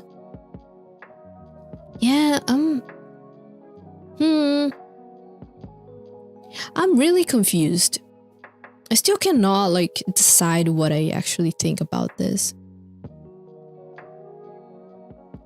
Really like I really think, of course, it's a reference, but I don't know if it's foreshadowing about the fact that they're gonna die. Like they, in this case, Gerard. I remember some people thinking that it meant that the missiles are being directed at the Black Parade, and that Gerard did that. But I don't know how to connect those things. Like, I don't know how you would think that. Is there a moment where Gerard like presses something? Because the only moment where Gerard does press something is at the end. But yeah, you have famous last words, and then you have the timer with 15 seconds. And I wrote this down because I thought it was interesting that Gerard said this in New Jersey. To the last I grapple with thee, from hell's heart I stab a thief, for heart's sake I spit my last breath at thee.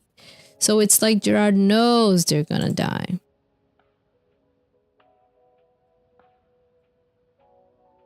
Also, you have the man on fire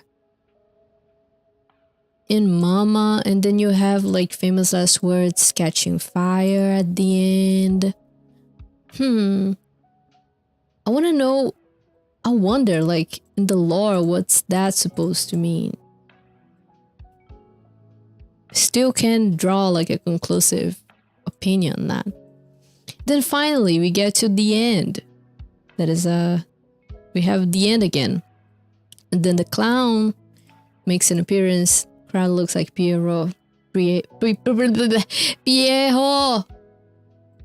I don't know how to say this in English. Is it Piero? I think people say Piero.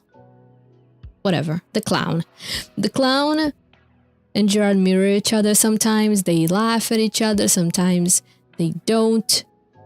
And then from the clerk's list, do what must be done, which connects the clerk to the clown. And it's like, this is one of those things that people were confused in the beginning if they were supposed to be different characters. And even if they're played by the same person, because, you know. But if it's written on the clerk's like checklist, I think it's supposed to be the same person. Just another like, sometimes I think that we are watching, and the things that we see, we are seeing them being kind of corrupted because we're seeing through Gerard's eyes. Like Gerard looks at the gentleman, and when the gentleman says something, like, we are seeing this because Gerard is seeing this, you know? Does that make sense? Like, we see the clown as like a character because that's how Gerard sees the clown. I wonder if the whole show is in order, and what if the order of the shows is different? You get to know that later. That would be interesting. I don't know. I think every time we have a new show, it's like a reset. So I don't think it matters which order you watch the shows. You know what I mean? I think it just matters that you get the whole idea that the things are gonna loop, and they're gonna loop fucked up. Like, they're gonna loop in a fucked up way that will make you like take a step back and be like, whoa, what the fuck? And some things do repeat. Some things happen completely differently. And now this is interesting because you remember the members of the Drag National Auxiliary Band, Kaylee, Tucker, Clarice. If Frank's dad is there, Shisha Euro. Who else? think it's those people, right? Those people get to leave like peacefully. And Jared, Ray, and Frank get kidnapped. But Ray and Frank leave the stage to play, and of course Jared won't because Jared's in the drums. I noticed that in LA, Ray seems distraught and aware before getting kidnapped. Like, he looks around. And Mike is the only one that managed to run away because he pushes his base into the twins. And Jamie is the only one who leaves with a glass of champagne and a plane ticket in hand and is like being smug about it. So people really think that Jamie somehow is someone who is like a double agent or something like that. And then Gerard dies, but simply presses the button before dying, and that sets off an explosion in the background, triggering the start of blood. This makes me think there's some sort of reset here. Like, when Gerard does this,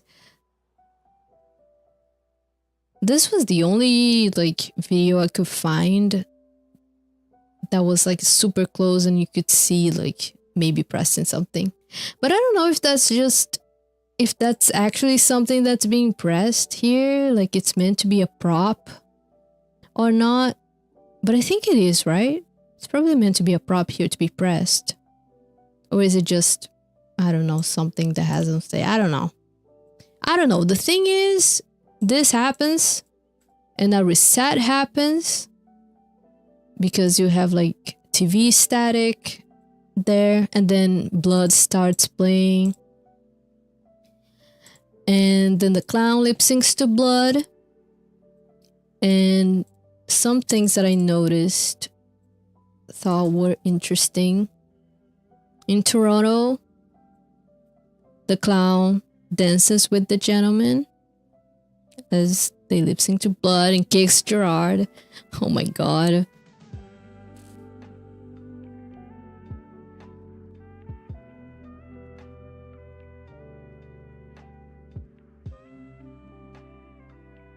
The gentleman, and then puts the gentleman with Gerard.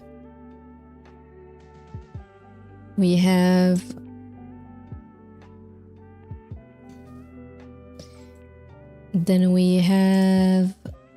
Gerard reaching out to the gentleman as they die in Chicago. This is hard to see. Wait. This is gonna get fucked up here. Sorry, it's gonna be awful to see. It's because it's a horizontal like video. But what matters here? Let me see. Let me see how I can do it.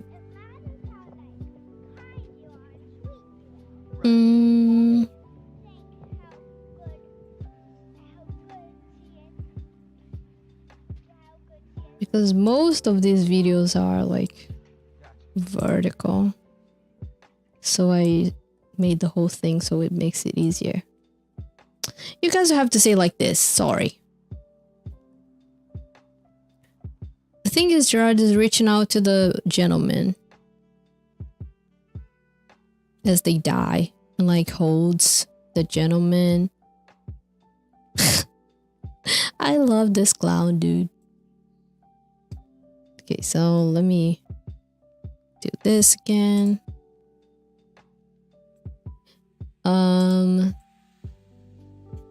And then you have in Boston, which is the craziest one, and that's what I think that might get my fucking channel restricted. That's why we're going back to the black and white filter. Oh my god. Because it's warning graphic content. But yeah. The fucking puppeting.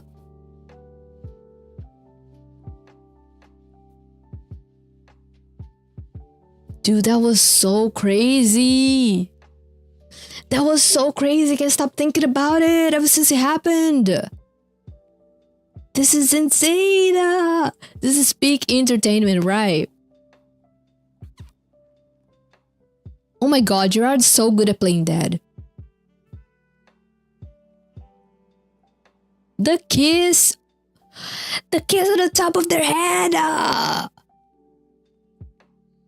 actually can't stop thinking about this ever since it happened. Honestly, I close my eyes, I think about it. Insane moment. Fucking insane moment. And then, yeah, then we all know the clowns blows themselves up. And if the dictator is not a mannequin, he will like clap slowly and then leave. And then Clarice plays the cello, and it's interesting that a deer is showing like rotting on the screen in the background as she plays that. It's something that I don't see a lot of people talking about. Then you have to be static again. I couldn't work on Monday because I couldn't stop thinking about the show. Dude, honestly, I feel that. I can't stop thinking about the show. Any of these, like, I keep thinking about everything. And tomorrow we have Tampa. Okay, the Dagger song, I wrote some things here that I noticed through the lyric changes. As you can see, there's a lot of shit to go through.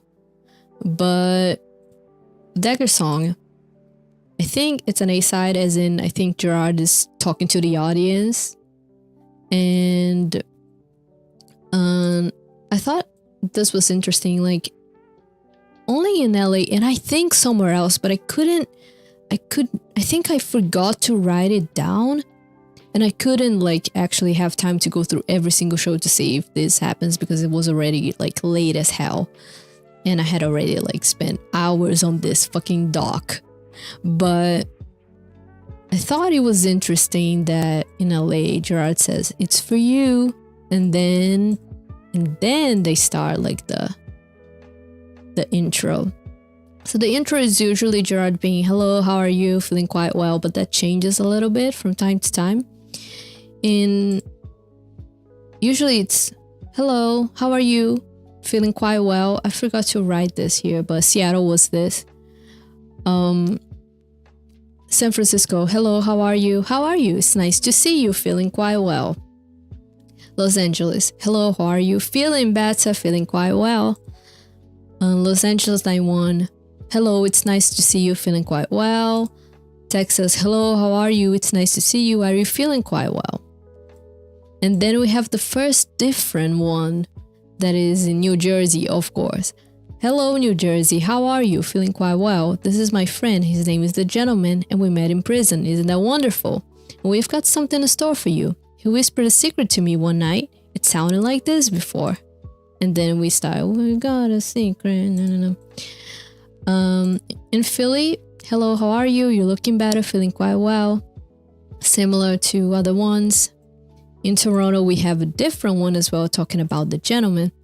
"I believe some of you have met my friend before. A round of applause for the Gentleman." The thing about the Gentleman, I'll show you, is that thing string back here. It doesn't work, but he talks. Oh, he talks, and I love to hear him sing. "One day, he leaned over to me. He whispered this in my ear." So it's very similar to this, except in Jersey, Gerard said that they met in prison. It's the new information here. Chicago, "Hello, how are you? You looking better." Miss the "feeling quite well." Boston, "Hello, how are you? It's nice to see you. Are you feeling quite well?"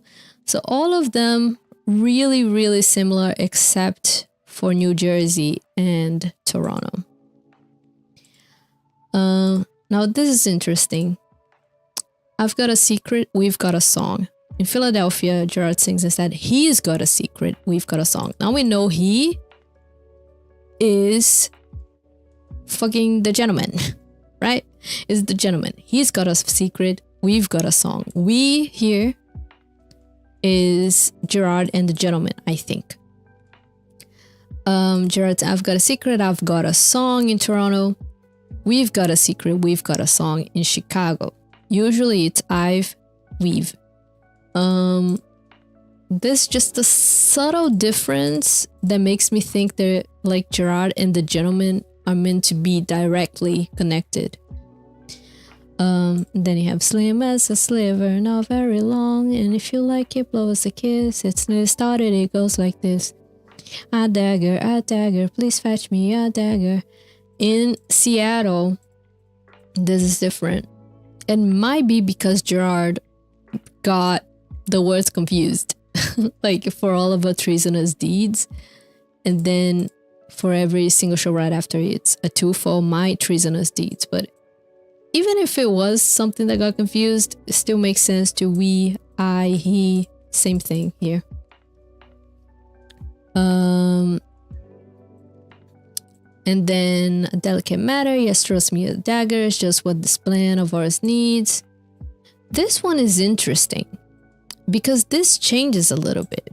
So usually it is, we follow the script to the letter, but it changed 3 times only. Los Angeles, we've planned the script to the letter. In Los Angeles Night 2, it changed again to he carried his love like a letter. And then in Boston, it seems like we'll send off his love like a letter. I'm not 100% sure. It's what I've been like trying to figure out for the past like few days. But I think this makes a lot of sense. Like, I think this is what it is. I think it's will send off his love like a letter. Not 100% sure. And then deposit his corpse in the sea. In Seattle, it was abandon his corpse in the sea. Once again, might just have been Gerard getting words confused because it was the first time playing the song, or maybe like trying to figure out what sounded better. And this was interesting. In LA Night 2, we're throwing his corpse in the sea. And I'm like, sea, fish, this whole like theme is connected to drag as well. You can see Berlin with the sun in your eyes to fellows much sadder. Yes, trust me, a dagger is just what this plan of ours needs. I love that in Chicago it's just what this animal needs. Like, I went crazy when I heard that. And we have Dan Whitby walking the park in the fall. They laughing with point at the mall. This changes a little bit. In Texas, in Boston, Gerard saying we'd laugh as we'd point at the mall. And in New Jersey, Philly, Toronto, and Chicago, Gerard saying instead we'd laugh and we'd point at the mall. So it changes here. And then the end, with tears in our eyes, we collapse on the crossings and death be the son of us all. A lot of people were saying right at the beginning when the Dagger song came out that it was some. But as someone who has been watching every single show, I can guarantee you it's son. It might be not son as in, you know, son of someone. It might be sun as in the sun that shines brightly, but I think it's sun. Then it would make sense to be sun during mama. I really don't think it's some. The more I listen to it, I can hear like very clearly the son of. It's not some of, but son of. And a lot of people have been thinking as well that it's my dear Anne, because then Gerard calls out to Marianne, except when Gerard calls out to Sylvia. But when I was watching again all the shows, when it got to New Jersey, Gerard says very clearly and. And could be and as in and or as in and. My dear and. Or it could be like my dear and as in we haven't finished this part. Now we're gonna call out, maybe there's more of the song, but anyway. And then, oh my god, there's a lot. Usually, I'm not gonna read all of this, it's a lot. But usually Gerard just says, how are you, Marianne? How are you doing? Wave to all the people around us. And we have to count Marianne to come in. And I said 1, 2, 3, 4, and then Marianne starts singing on the Liza Minnelli part. That's usually what happens. But let me see when it was different. I think this year in LA Night 2, I think that was when the fashion designer that made the Marion dress was there, because Gerard's like, don't you love her dress? It's a spectacular. A friend of ours made it. I think Gerard just wanted to shout out like indirectly the person that made the dress that was probably in the audience. Once again, Gerard's like, count Marion in, waves to all the beautiful people. I thought this was interesting. Gerard saying in Texas, now one thing we've been doing every night, we're all gonna count her in together. Would you like to do that? I think it's to do that. Of course you would. You wouldn't be here if you didn't. But it's very easy to follow and then count her in.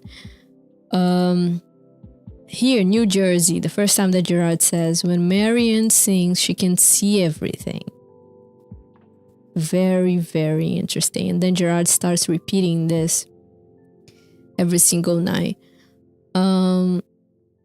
Marianne, her father brought her to us as a part of this plan.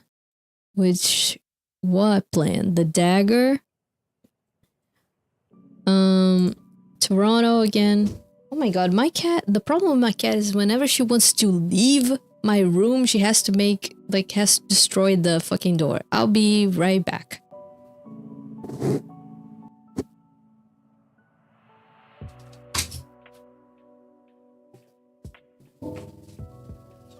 Okay.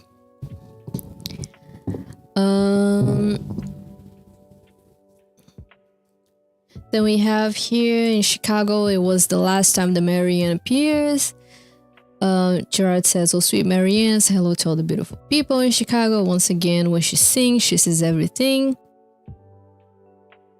And then we have Sylvia. Sylvia, it's not so nice to see you again, but we haven't seen Sylvia. So this has happened before. Gerard is confused. How does Gerard know it's Sylvia if they have been calling out to Marianne? And once again, like, the gentleman is being brought up. Gerard's like, I got a friend from jail. He's called the gentleman. He tells me he wants to call you in.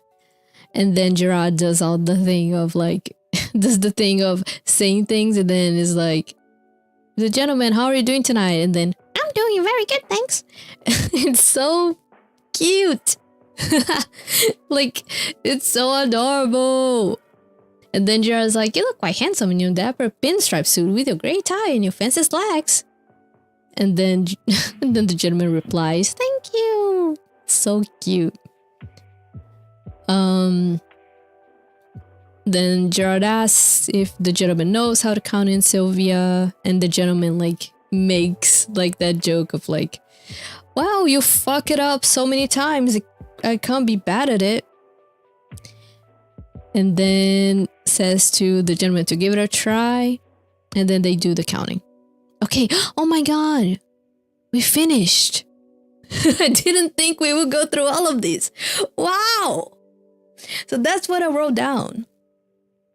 Things that I wanted to add, but I couldn't find time to like look for every single video, especially with Twitter. Twitter is fucking awful to look through, but I wanted to find videos of the Frank's reactions to the executions, because Frank, I remember, changed a lot. In the beginning, Frank seemed very like a child, like making very exaggerated like motions, and then eventually Frank was like just so full of it, or being different, or making like fun of things.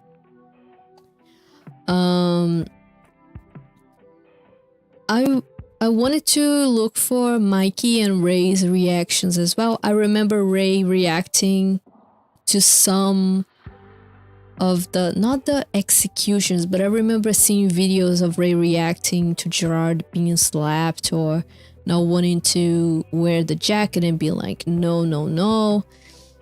I remember Ray reaching out to Gerard like at the end. And I'm really curious as to what's gonna happen in Tampa. Like, is Ray gonna try to do something again? Because it's like he tried before, but something happened and now Ray cannot do it again. Very confusing. But if I do like keep working on this, that is long as how, I do want to add those things. Things that helped me as well. There's a Keposhka like translation master doc, which helped a lot to find like to make me remember a few things that happens, because even if you do watch a show, the show is not only what you're watching specifically like on the screens. Sometimes like very subtle things happen, and that's why those 3 links were really helpful to make me remember the little things. There is a PowerPoint made by Franny, who is the emo fridge. She has like a fridge where she talks about MCR. Really, really cool concept. And this helped me as well with a few things. Helped me with the Anne Hathaway quote that I didn't know about.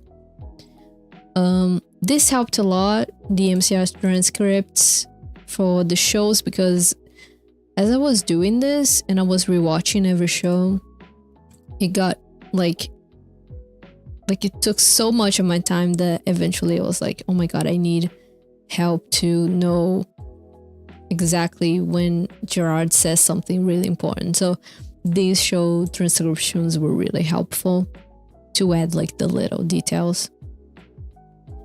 I do hope that I managed to finish this. I'm gonna try to add things in Tampa, and maybe you could not go through the whole thing again because I don't have the energy, but maybe add whatever happens in Tampa I'm gonna add here, and maybe add other things that I do find. I wish I had some way to like make it so people could submit to me a few things that they might find that I haven't added to this, because I do feel like people would remember things that I have completely forgotten.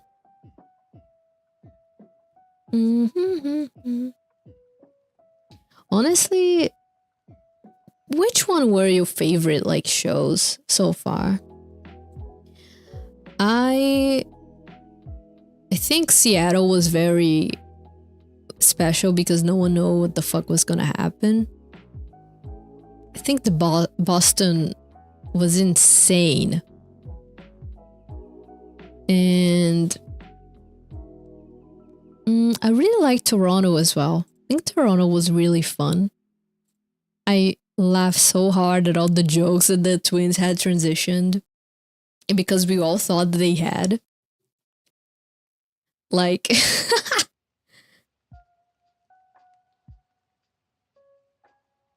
I remember laughing so hard at the Los Angeles and like the hot dogs. So silly. This band is so silly. Boston, Philly, Seattle. Feel that. Philly was very fun as well. That's the thing about these shows. I feel like every single one had something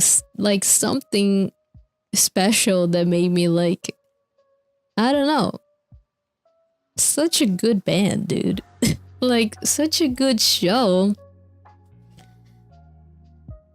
I think Boston was that good because we have been watching the other ones. You know what I mean? Like, I think Boston hits hard as hell because we have been like seeing the other ones and what they like, what the story has been doing, like all the twists and turns. So when it got to Boston, it's like, okay, we are used to this, and this happening, and like small things changing, but Boston had a bunch of changes. I also thought that that New Jersey was gonna be crazier than it was. Don't get me wrong, it was a good show, but I thought it would go like crazier on the lore. And people were expecting a lot of bullet songs on New Jersey. I feel like New Jersey had a lot of expectation towards it. So people were expecting Demolition Lovers on B stage, and we didn't get that. But honestly,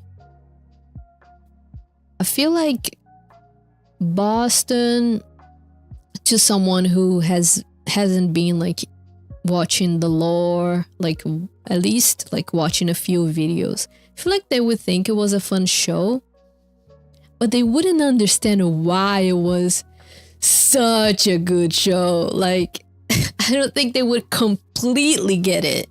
And that's okay. Like, I hope people who went and didn't know shit, I hope people who went and didn't know shit about the lore were like, okay, now I want to watch things. I want to understand. Also, the Blood Moon. Yes. Oh my god. Man, now I don't remember like from the top of my head the B stage like set lists, but was my favorite one Boston? Now I'm curious. Let me go through what was my favorite one? I think it was probably Boston because we had like double vampires. Like, I have been waiting for Vampire Money. Every single like stream I'd be like, please Vampire Money, please Vampire Money. Then we had Vampire Money in Vampires Never Hurt You. I almost died. Honestly, crazy. Vampire Money, Not Okay, Summertime, Lady of Sorrows, Planetary, War Beneath the Rain, Na Na Na, Helena Give 'Em Hell, Kid, Vampires Never Hurt You. This set list was so good. This B stage set list was crazy. Like, Boston, that's why I'm scared of Tampa. I think everyone was thinking they would debut Witch. And that's when I was like, right at the beginning, because I've been doing these watch parties, right? Ever since MCR Philly, which I think it was ever since MCR Philly was when I got like, I've been meaning to do watch parties since the beginning of the tour, but I was so scared. And yeah, I was just very scared, and I've been used to not streaming to a lot of people. But then I was like, you know what? I know that people want to watch on YouTube. I know that there are some people that want to watch MCR on YouTube when these shows happen, because I know how like stressful it can be to, I don't know, like be on your phone and try to look for a bunch of streams. So helping people with that, I don't know. I felt like I wanted to do this, and I started watching from YouTube from another person, and then I was like, oh, he's not gonna do this show. Like, he's not gonna do silly Philly. So I was like, you know what? Let me try to do it. And I was very scared, but everything went well, and I've been having so much fun doing this. So I was like, you know what? Let me keep doing it. So I've been doing it.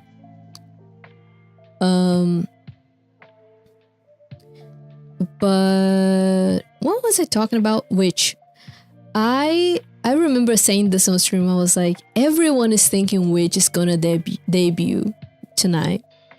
So knowing MCR, it's probably not gonna, because people are expecting. It's like people expecting Demolition Lovers in New Jersey. Like,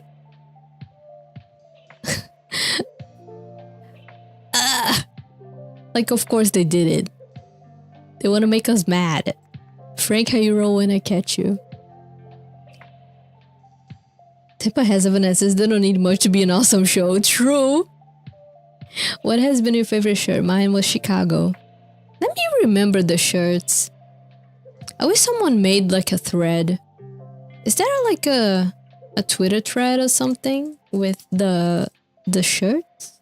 I wish someone made one of these. Let me see. I want to remember the shirts.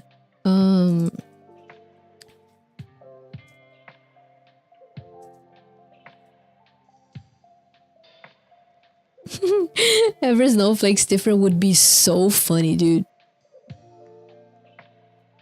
A radioactive weed. That was so funny in Canada. I wanted that one. I had a friend that was thinking about going to the show. She couldn't go.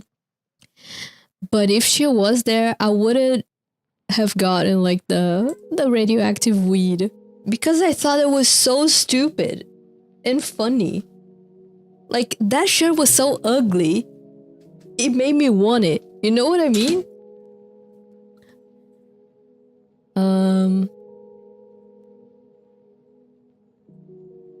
I wish you could find like an easier merch thread to go through. Man, it's gonna be hard to look at.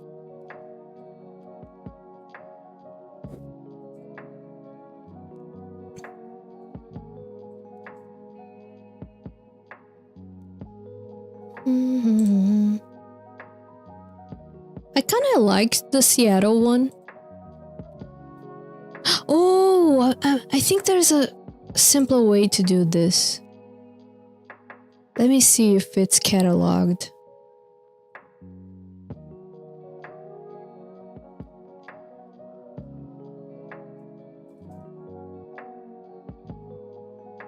I'm trying to cook.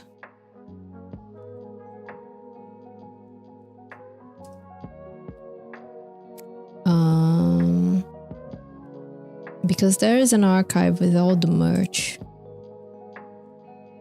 If somehow that has all the current, like, long live tour merch.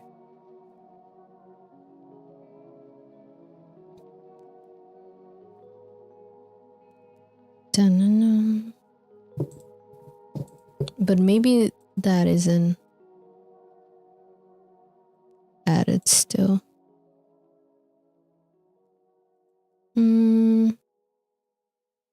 No, I don't think it is. Damn it. It's still not here. It's okay. It'll be here eventually. Just not now. Let me see if it's on the...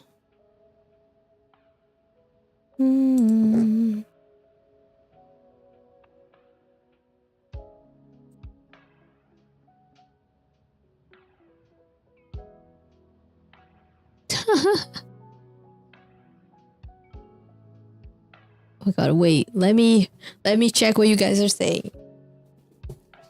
Someone on Reddit who made the Boston salad is in Kaposhka. I love when people do things in Kaposhka. I wonder how they do it. Because, you know, we don't have like the official font. So I wonder if people like made a bootleg font to do things. Or if they just, you know, like just cut and paste every single letter. I've been thinking of designing my own t-shirt for my show. I designed my own t-shirt for my show. And I'm gonna wear it. Maybe, I don't know, I don't wanna... keeping things as Zero and myself is important for me to like separate things. But maybe, I don't know. Maybe I'll talk about my design, but I made a design. I'm still thinking about what the design I'm gonna make for the second night, because Brazil has 2 shows. So I've been thinking about which one I'm gonna wear on night 2, but I know what I'm gonna wear on night 1 already, and I designed my own shirt. Spooky Chemical Romance Moon.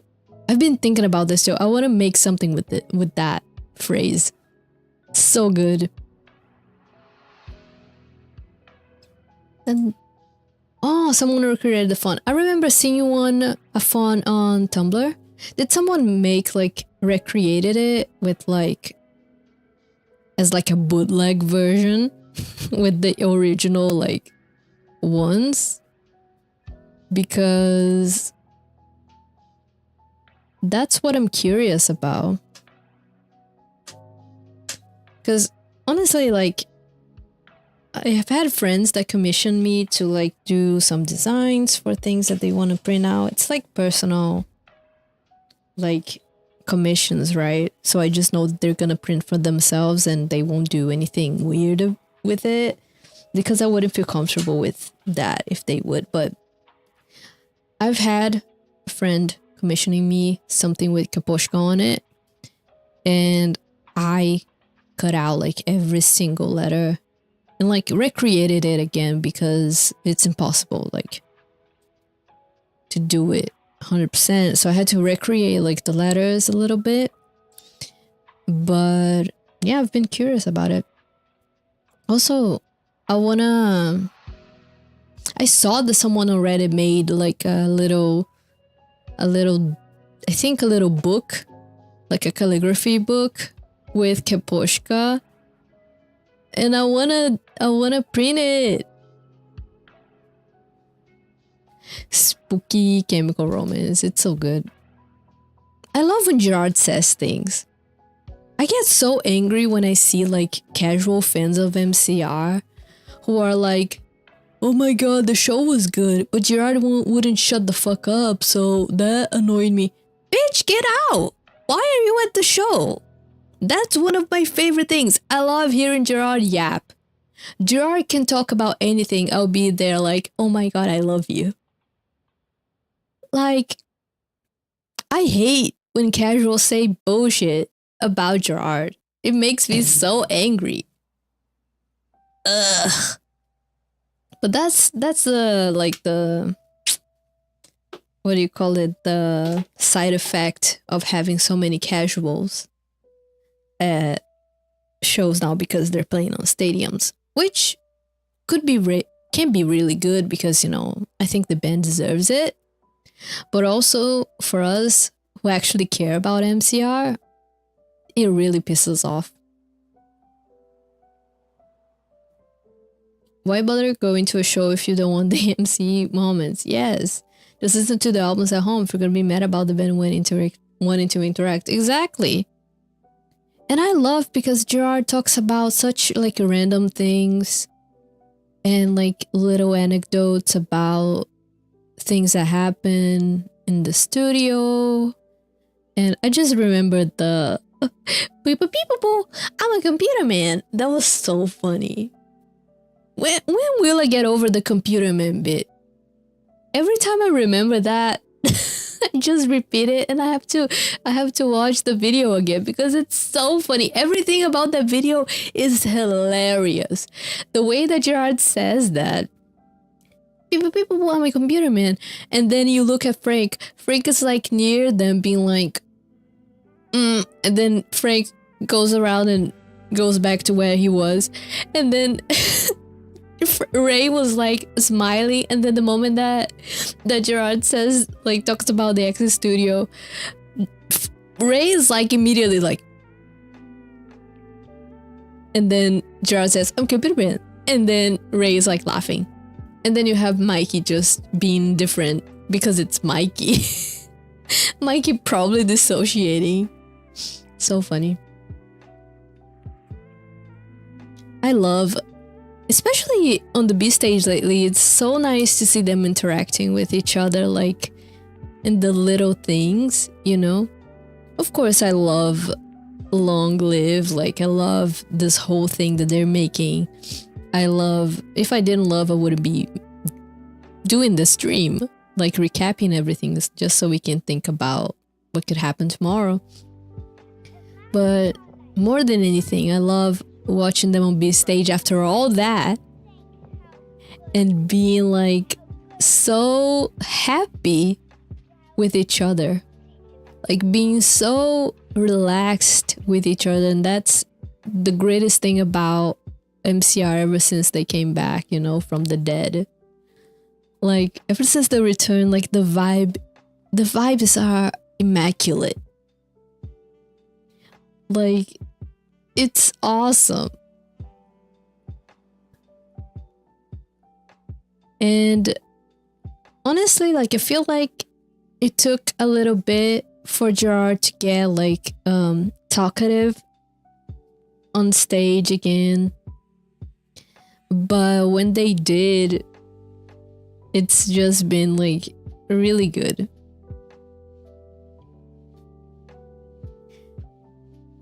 When I think about the Swarm like tour, there were so many shows. How long was it? Let me see. Because this tour is like crazy when it comes to like lore and production and everything, but there aren't that many shows when you count them. So I wonder, like so far, how many shows do we have?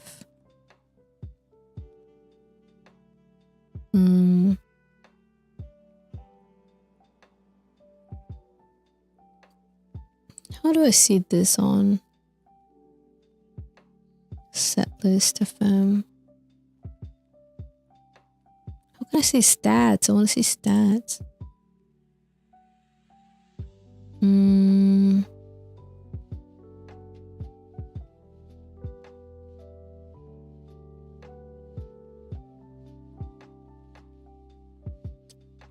Huh?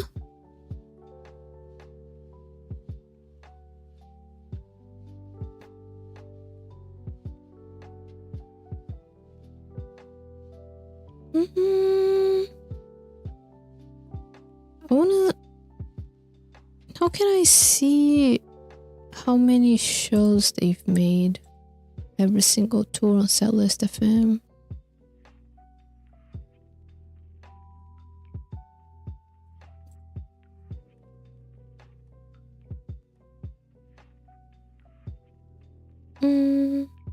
Oh, 70. Is that it?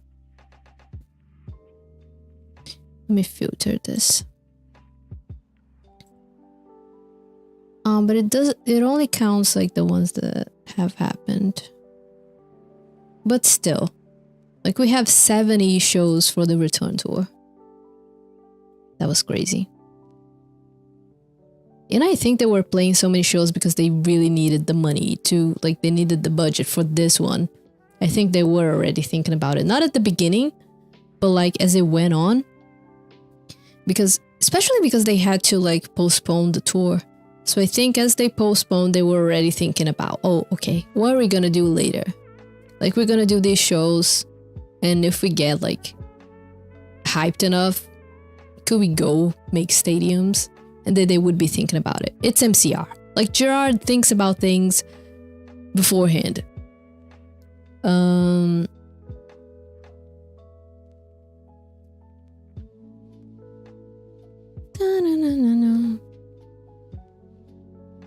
Oh my god, the Swan Gerard. The Swan Gerard costume was so good. I really think they were playing a lot of shows because they needed the budget. And I think that it's awesome now that they're not playing that many, but they're playing to more people probably. Like I'm not counting every single like like arena that they played and how many people were like there to know, but it feels like, you know.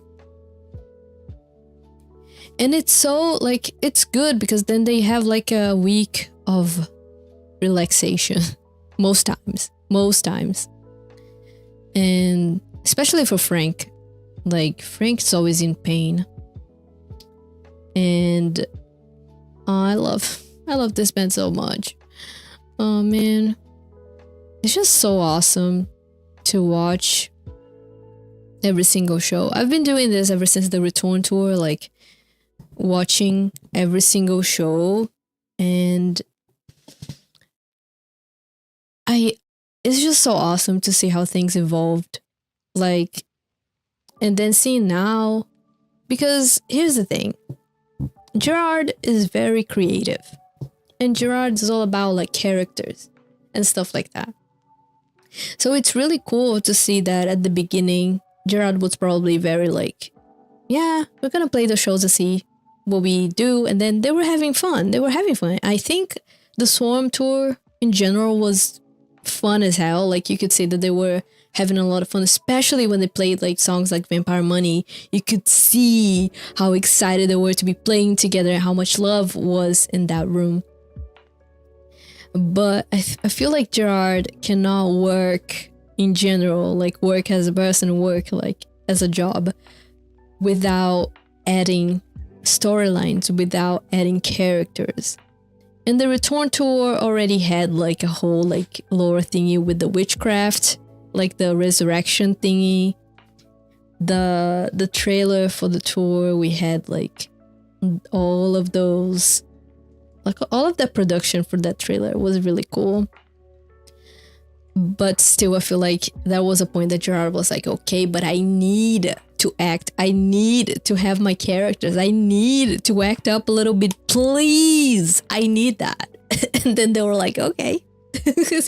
And then Gerard started dressing up. And I love that.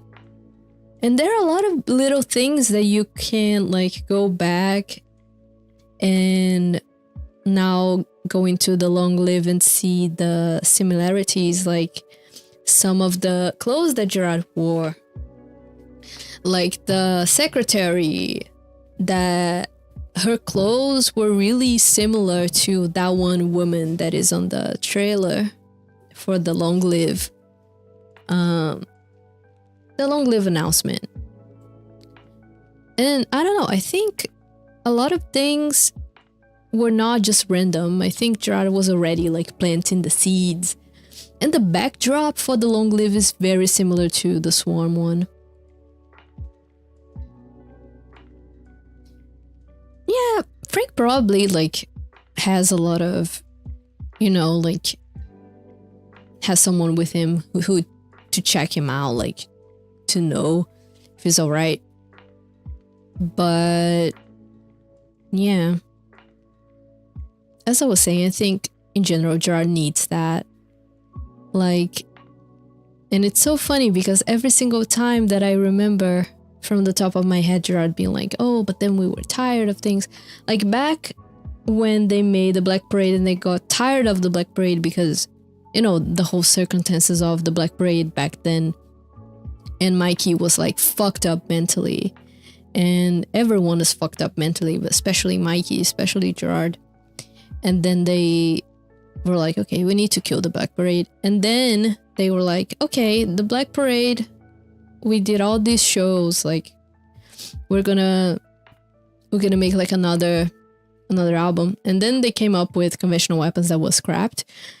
Because the thing is, they thought Conventional Weapons was boring.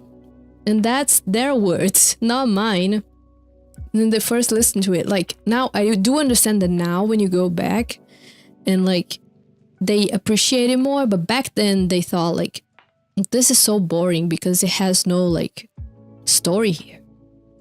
Like, they're good songs. And when you pair them with Danger Days, I feel like they get better.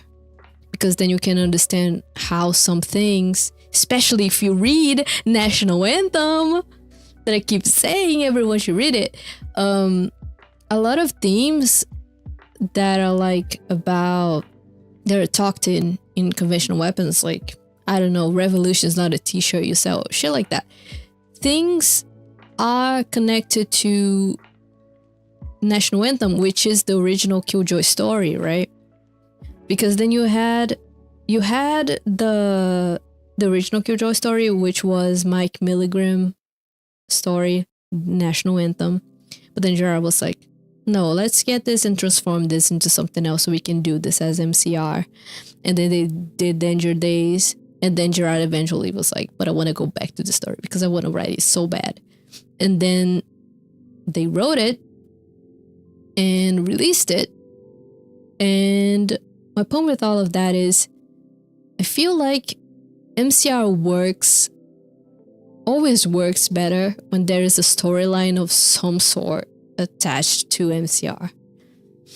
Like, and that's why I love this band so much, because you can see how much like care is put into those things, and it's not something that Gerard randomly woke up thinking about. It's something that usually Gerard has been thinking for a long time, because whenever you do like stop and read Gerard's like comics and listen to Gerard's songs, and you start like noticing how Gerard tends to not mirror, but tends to self-reference a lot. It's awesome. Like, it's really awesome. And I feel like what makes it so awesome is that Gerard's he's talking about a bunch of things from a very like personal way, but at the same time they don't exactly say exactly as it is. Like, they use the characters to tell stories through stories. I don't know how to explain this, but it's like, I don't know, let me give an example. Like, even Honey, right? Honey being a song about addiction and using analogies and doing shit like that, I think that's awesome. Like, Gerard is really good at that. And talking about a bunch of things, like this whole thing about a dictatorship and everything about this, like this whole like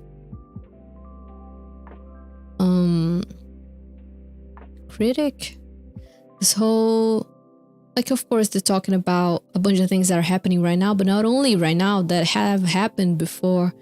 It's like Gerard's speech about war being copies and bringing out like a printer to the stage back on the return era. I don't know, Gerard is really good at that. I love that. I think that's really awesome. That's why I look up to them so much.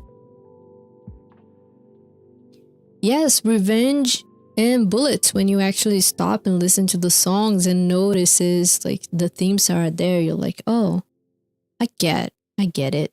Like, Gerard was going through so much. Even the Black Parade, like every single album. Danger Days was like, it's funny to think about because it was ready to be such a fun, like, let's like scrap this album that was very like petty in a way. It was very negative, and let's make something more positive. And they came up with Danger Days, and I think they were very excited about it. But then the, like, now I say they as in the band, like the band was excited about it, but then Gerard, and I think Frank has talked about this as well, we're in a very dark place mentally in the middle of it. So it just sucks. It also sucks that back when Danger Days like was being, oh my god, my dog. Ah! My dog keeps making me, I keep losing my train of thought. Let me see, what the hell does my dog want? Wait.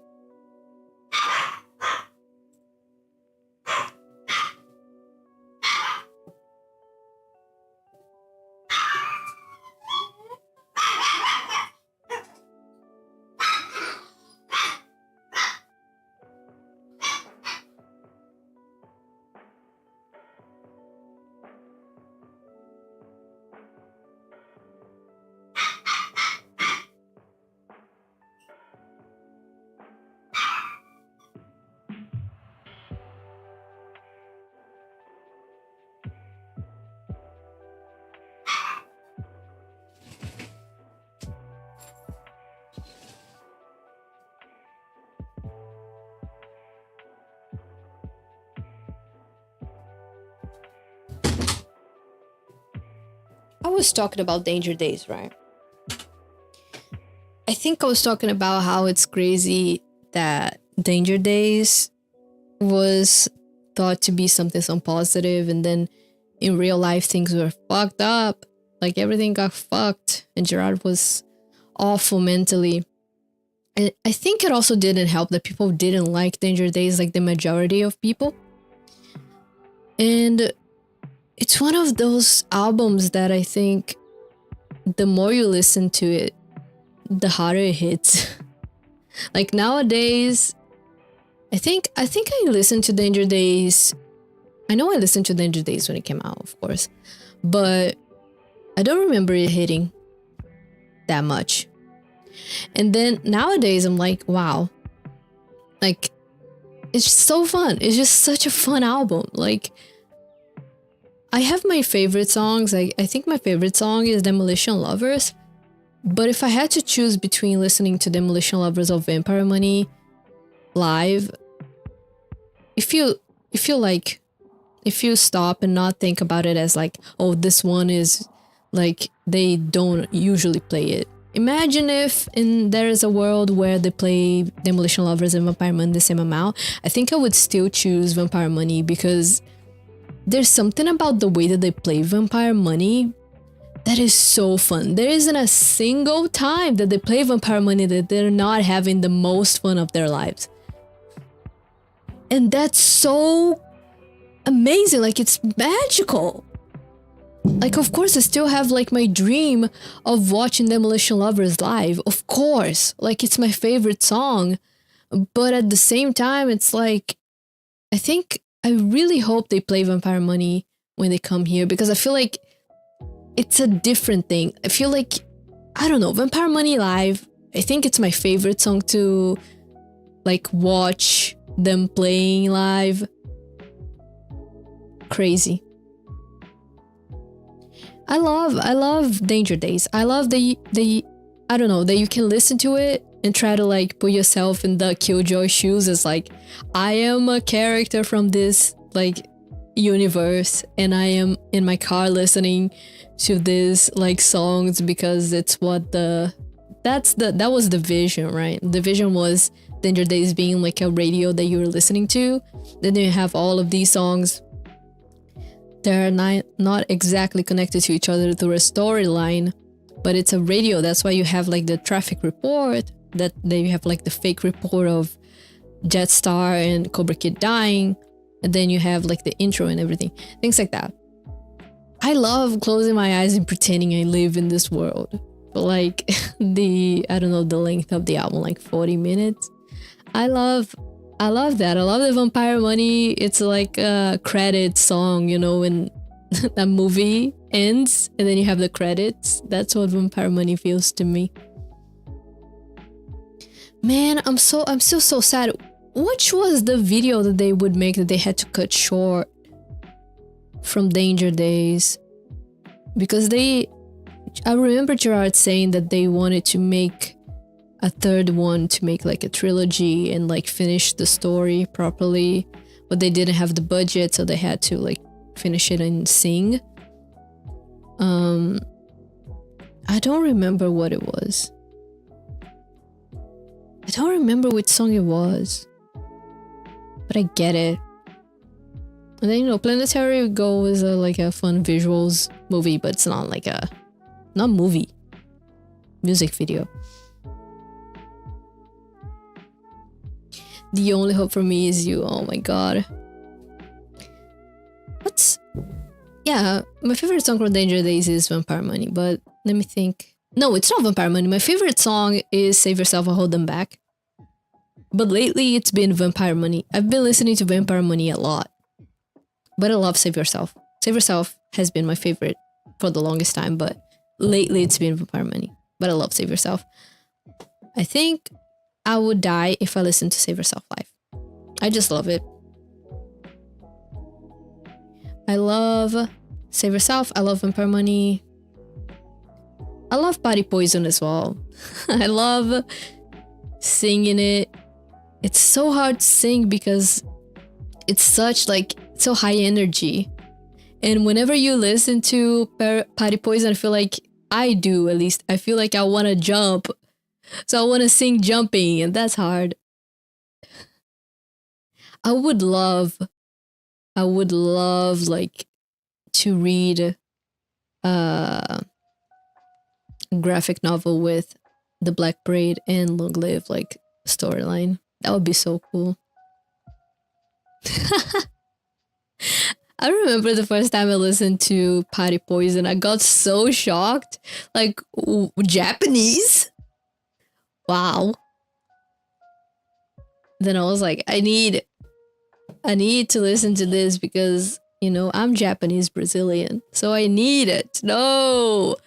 I need to sing this song knowing the Japanese, otherwise I'm not me. Otherwise I'm not gonna forgive myself. Then it's been my thing, like my party trick. I can sing Party Poison with the Japanese as well.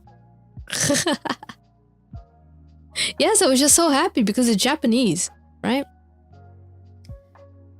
Now, one thing that makes me pissed off. That thing is not playing Party Poison in Japan. The last time they went to Japan, they didn't play Party Poison. People were sad. I would be too. Come on, man. You go to Japan and you don't play fucking Party Poison. It's like going to Texas and not playing Hang and High. I'm not gonna forgive Frank for this. It's his fault. I'm not gonna forgive them. I'm not gonna forgive Frank. It's one of those things. Like, you cannot. Oh my god, what did you delete? Rosie, what did you do? Rose, what did you do? Rosie! Did you put someone on timeout? Oh my god, Rosie. I think you put Rooney in timeout.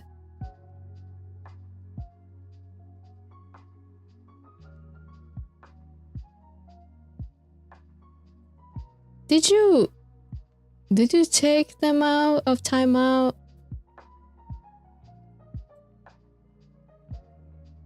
Jesus Christ, what happened? Oh my god, Rooney, you're back. The fuck did you do, Rosie? Oh my god. I'm laughing. I'm sorry.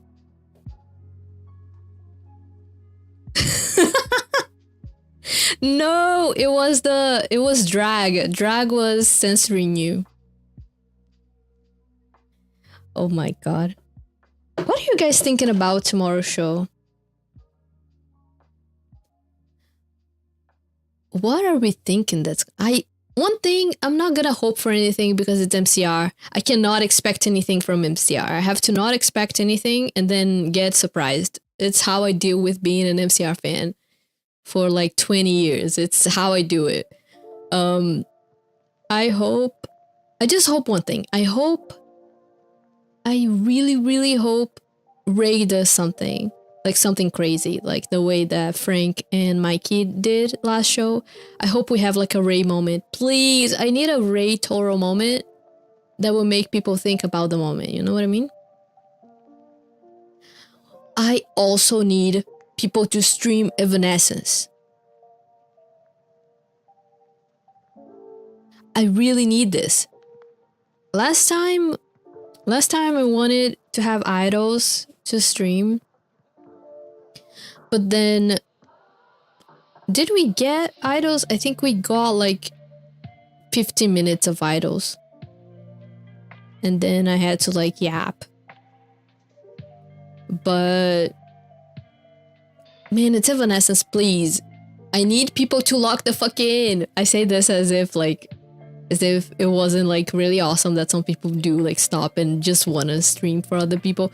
Which is one thing that I've been loving a lot in this tour. Like, ever since the return, I feel like people have been streaming consistently. Even if it's one person or two, I'm just really glad that someone does it. I really hope that people do it in the South America shows as well, because I do want to make watch parties for those. Of course, I'm not gonna stream the Brazil shows because I'm gonna be at those shows. But I hope someone does. Imagine MCR playing a cover song. Oh my god, please don't make me have expectations. It's MCR. I cannot think about things that I want to happen. Because oh my god, please. Ah!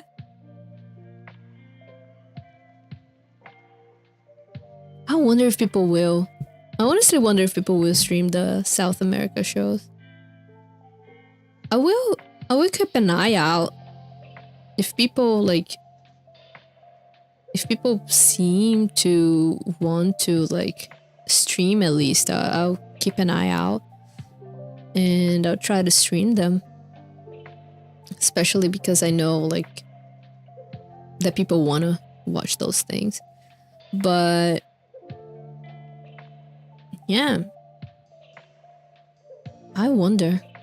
I really hope people stream the Brazil ones, even if it's someone is, you know, like, even if someone is not in the equivalent that we have to the pit, but even if someone is a bit further away and like streaming like the screen like the screen that they have around the stage. Even if they do that, I hope they do, because I really feel like Brazilian shows are gonna go crazy. Not to brag or anything, but Brazil shows tend to be really fucking good because the crowd is really like excited every time. Like that's why in general like artists love to come here so much. Oh, it's okay, Bruni. So cute. A birthday party for kiddo. God. I feel like, oh my god, it's later than I thought. Cannot believe we've been here for 3 hours and a half just yapping about MCR. I love this band. And we still have a lot that I still want to go back here and write down. Anyway, how can I connect with Latin MCR fans? Honestly, I wondered the same thing. I think through Twitter, probably. But yeah, I don't know much either because I feel like the people that I do talk to I've either met through social media or have been like into MCR for a long time. But I don't usually have friends that are into MCR that are from Brazil. Like I feel like most people that I talk to that are into MCR are from like foreign places, like foreign to me. Like they're either American or European. Aww. Well, I'm happy. I'm happy that this yapping has been good. Like it's really good I really wanted to go through everything because so much has happened. And even if I don't actually like share the doc, if I don't feel like as, I don't know, confident to share it, I want to have it with me because it's one of those things that I really love MCR. So even if I'm writing this to myself, I would be doing this to myself in one way or another. So it's really fun that I have been able to do this with, you know, other people. It's really, and I do get the feeling of isolation, like of people being not having a lot of people who are your friends that are into MCR. Because I do feel that a lot. I feel like my RLL friends, like most of them are not as into MCR as I am. And they're more into other things, and that's okay. Oh my god, I muted the sound. But it's good to talk about this. It's good to talk about this as a fan to other fans.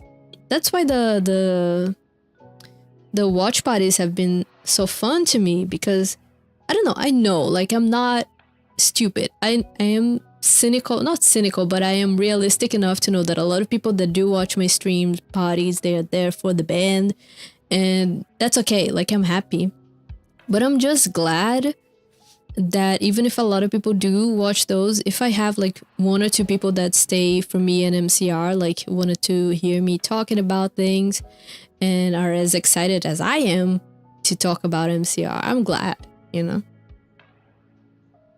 I love, and this band is so special. Like MCR is one of these bands that when people say, oh my god, this band saved my life, I get it. Like, I get it, because I feel like it saved me so many times. Those 2-3 friends I have probably tired of getting a bunch of MCR reels this past months. I get it. But it's honestly, look at this store. Like, look at all the things that happen. How can we not yap? It's so hard for me to shut my mouth. Like, I talk to my friends and I have to keep censoring myself, because I don't want to be talking about like MCR nonstop, and like, you know, because even if they do love me, I understand, like, not actually understanding what I'm talking about when I'm talking about this band was one of the reasons that I had like this doc, because I was like, I need to write shit down to be able to talk about the things, because I'm not really good at organizing my thoughts, so I have to write shit down. And this took me longer than I thought. Like, you'd think I was watching like every single mama, like, recording and checking if the lyrics were different and going back just to make sure that I was listening right. The MCR transcripts helped me a lot with a bunch of things. But things like this, like the Marianne part, like, I don't think the MCR transcripts had them. So I had to write this down. And you know how Gerard is. Like, sometimes listening to Gerard is so complicated, because Gerard, I love them, but they're gonna yap, and sometimes they don't enunciate very well, and then you're like, please open your mouth to speak so I can understand. There's some things that I still didn't get, like here. Like, what the fuck did Gerard say here? I don't know. What the fuck did Gerard say here? I don't know. And it's not in the transcript either, so it's like, even the person who did it didn't know, probably. Yeah, I think I will put the doc on the description after we finish this. So just so I have like, so if people wanna, I'm just thinking about how I could make it so people could submit to me something. If they, you know, if they have something that I didn't add here, that could be cool. Like the Frank's reactions that I know they're going to take me so long if I stop and try to look for them. But I think I'm gonna, after I finish this, which will not be long because I need to have lunch, not lunch, I need to have dinner and to eat something. And I'm gonna put it on the description, but I'm still thinking how I could tell people to link me somehow if they do know, like, because this is one of the streams that I feel like some people might watch later, you know, like I know a friend that wanted to be here but couldn't tonight, and he was like, oh, I'm gonna watch it later because I'm really like interested in the lore, but I cannot like be tonight at the moment where you're live. I'm not gonna be home. I was like, okay.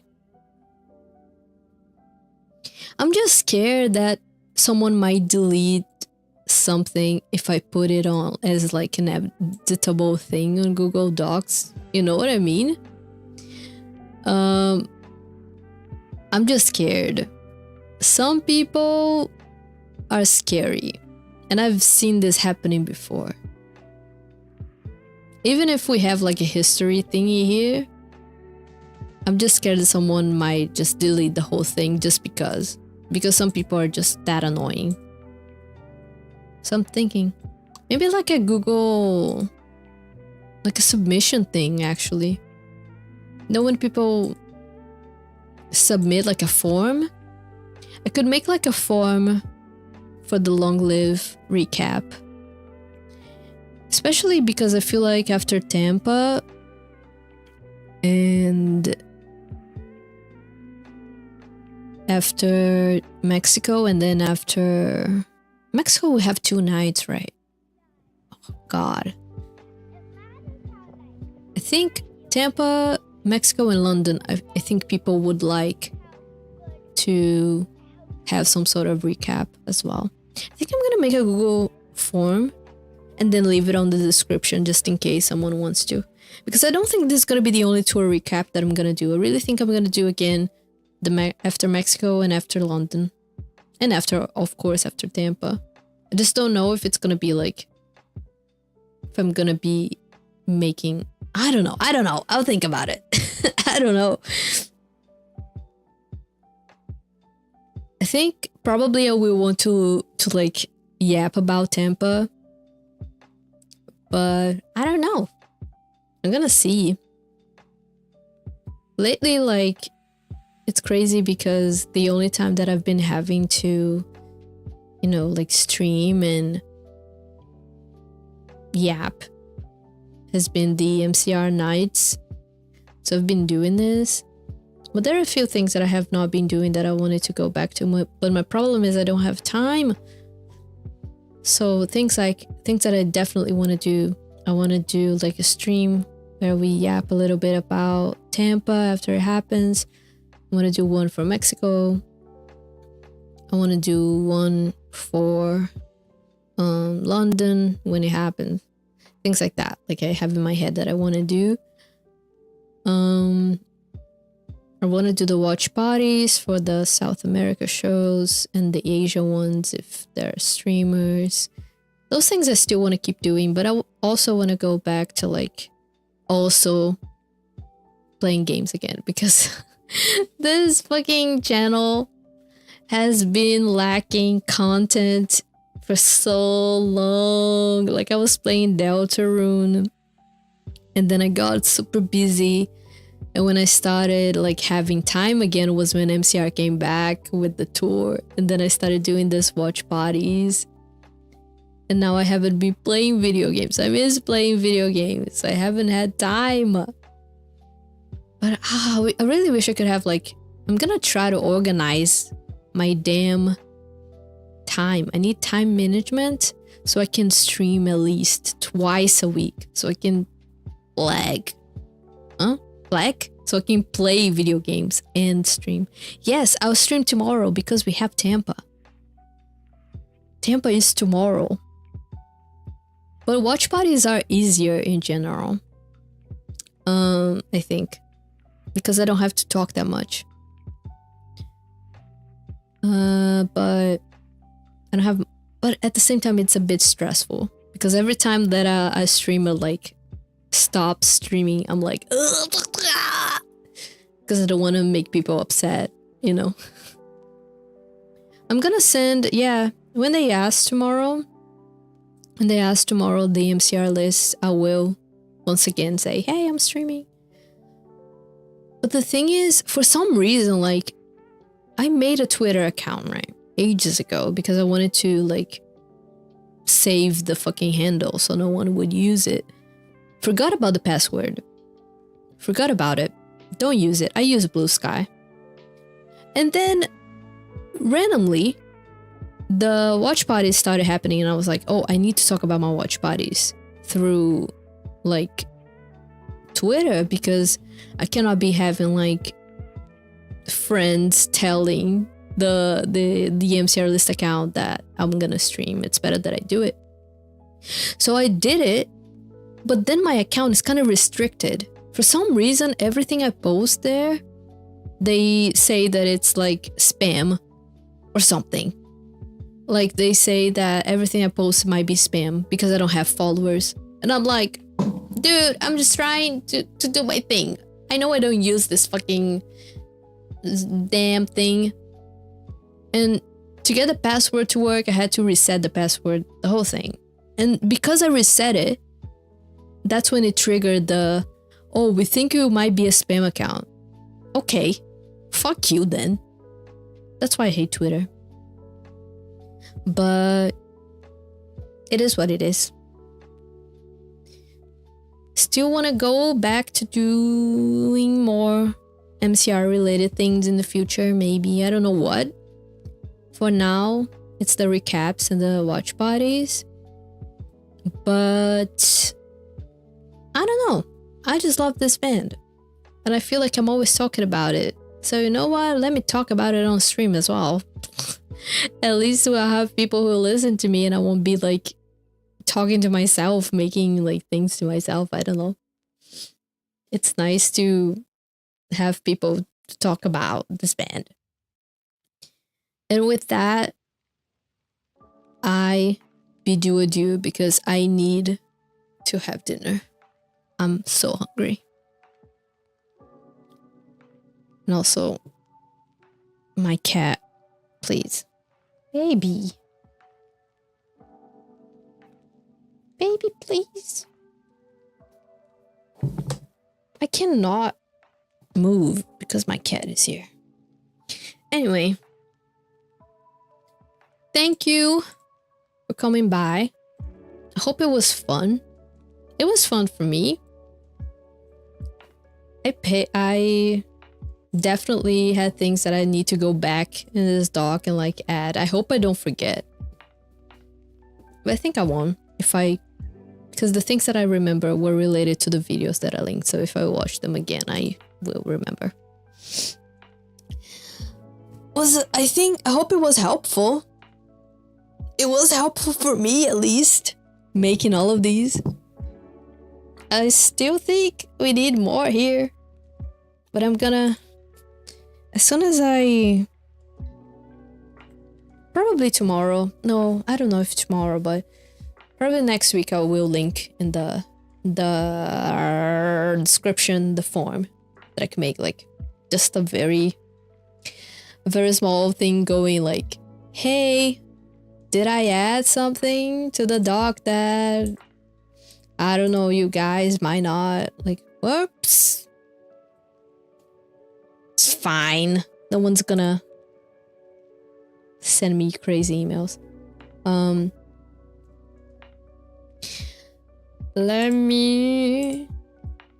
put anyone with the link can view. Then I'm gonna add to the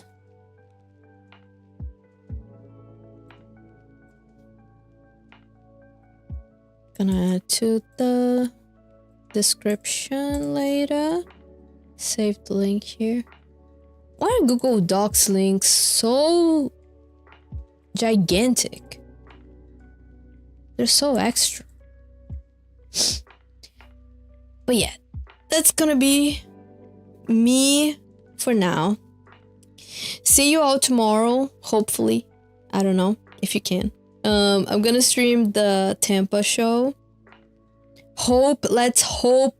Let's pray that we have Evanescence. Please, I'm begging. We need streamers for Evanescence or I will actually cry. I need this. We all need this. And yeah.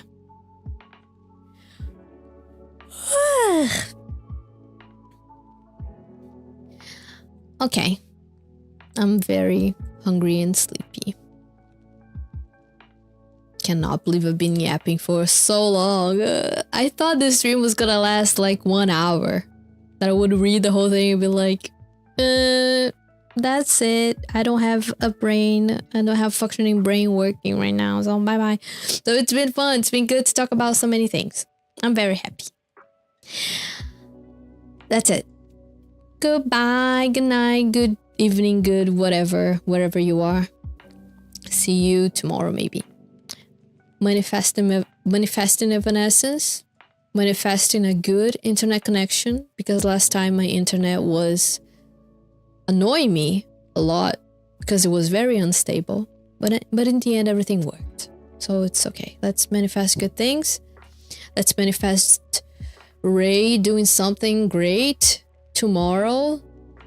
Please. I want Ray to have a Ray moment. I want people to remember a moment where Ray was in. You know? I love Ray Toro. Goodbye. Bye-bye.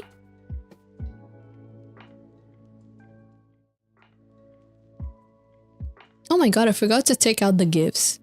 You know what?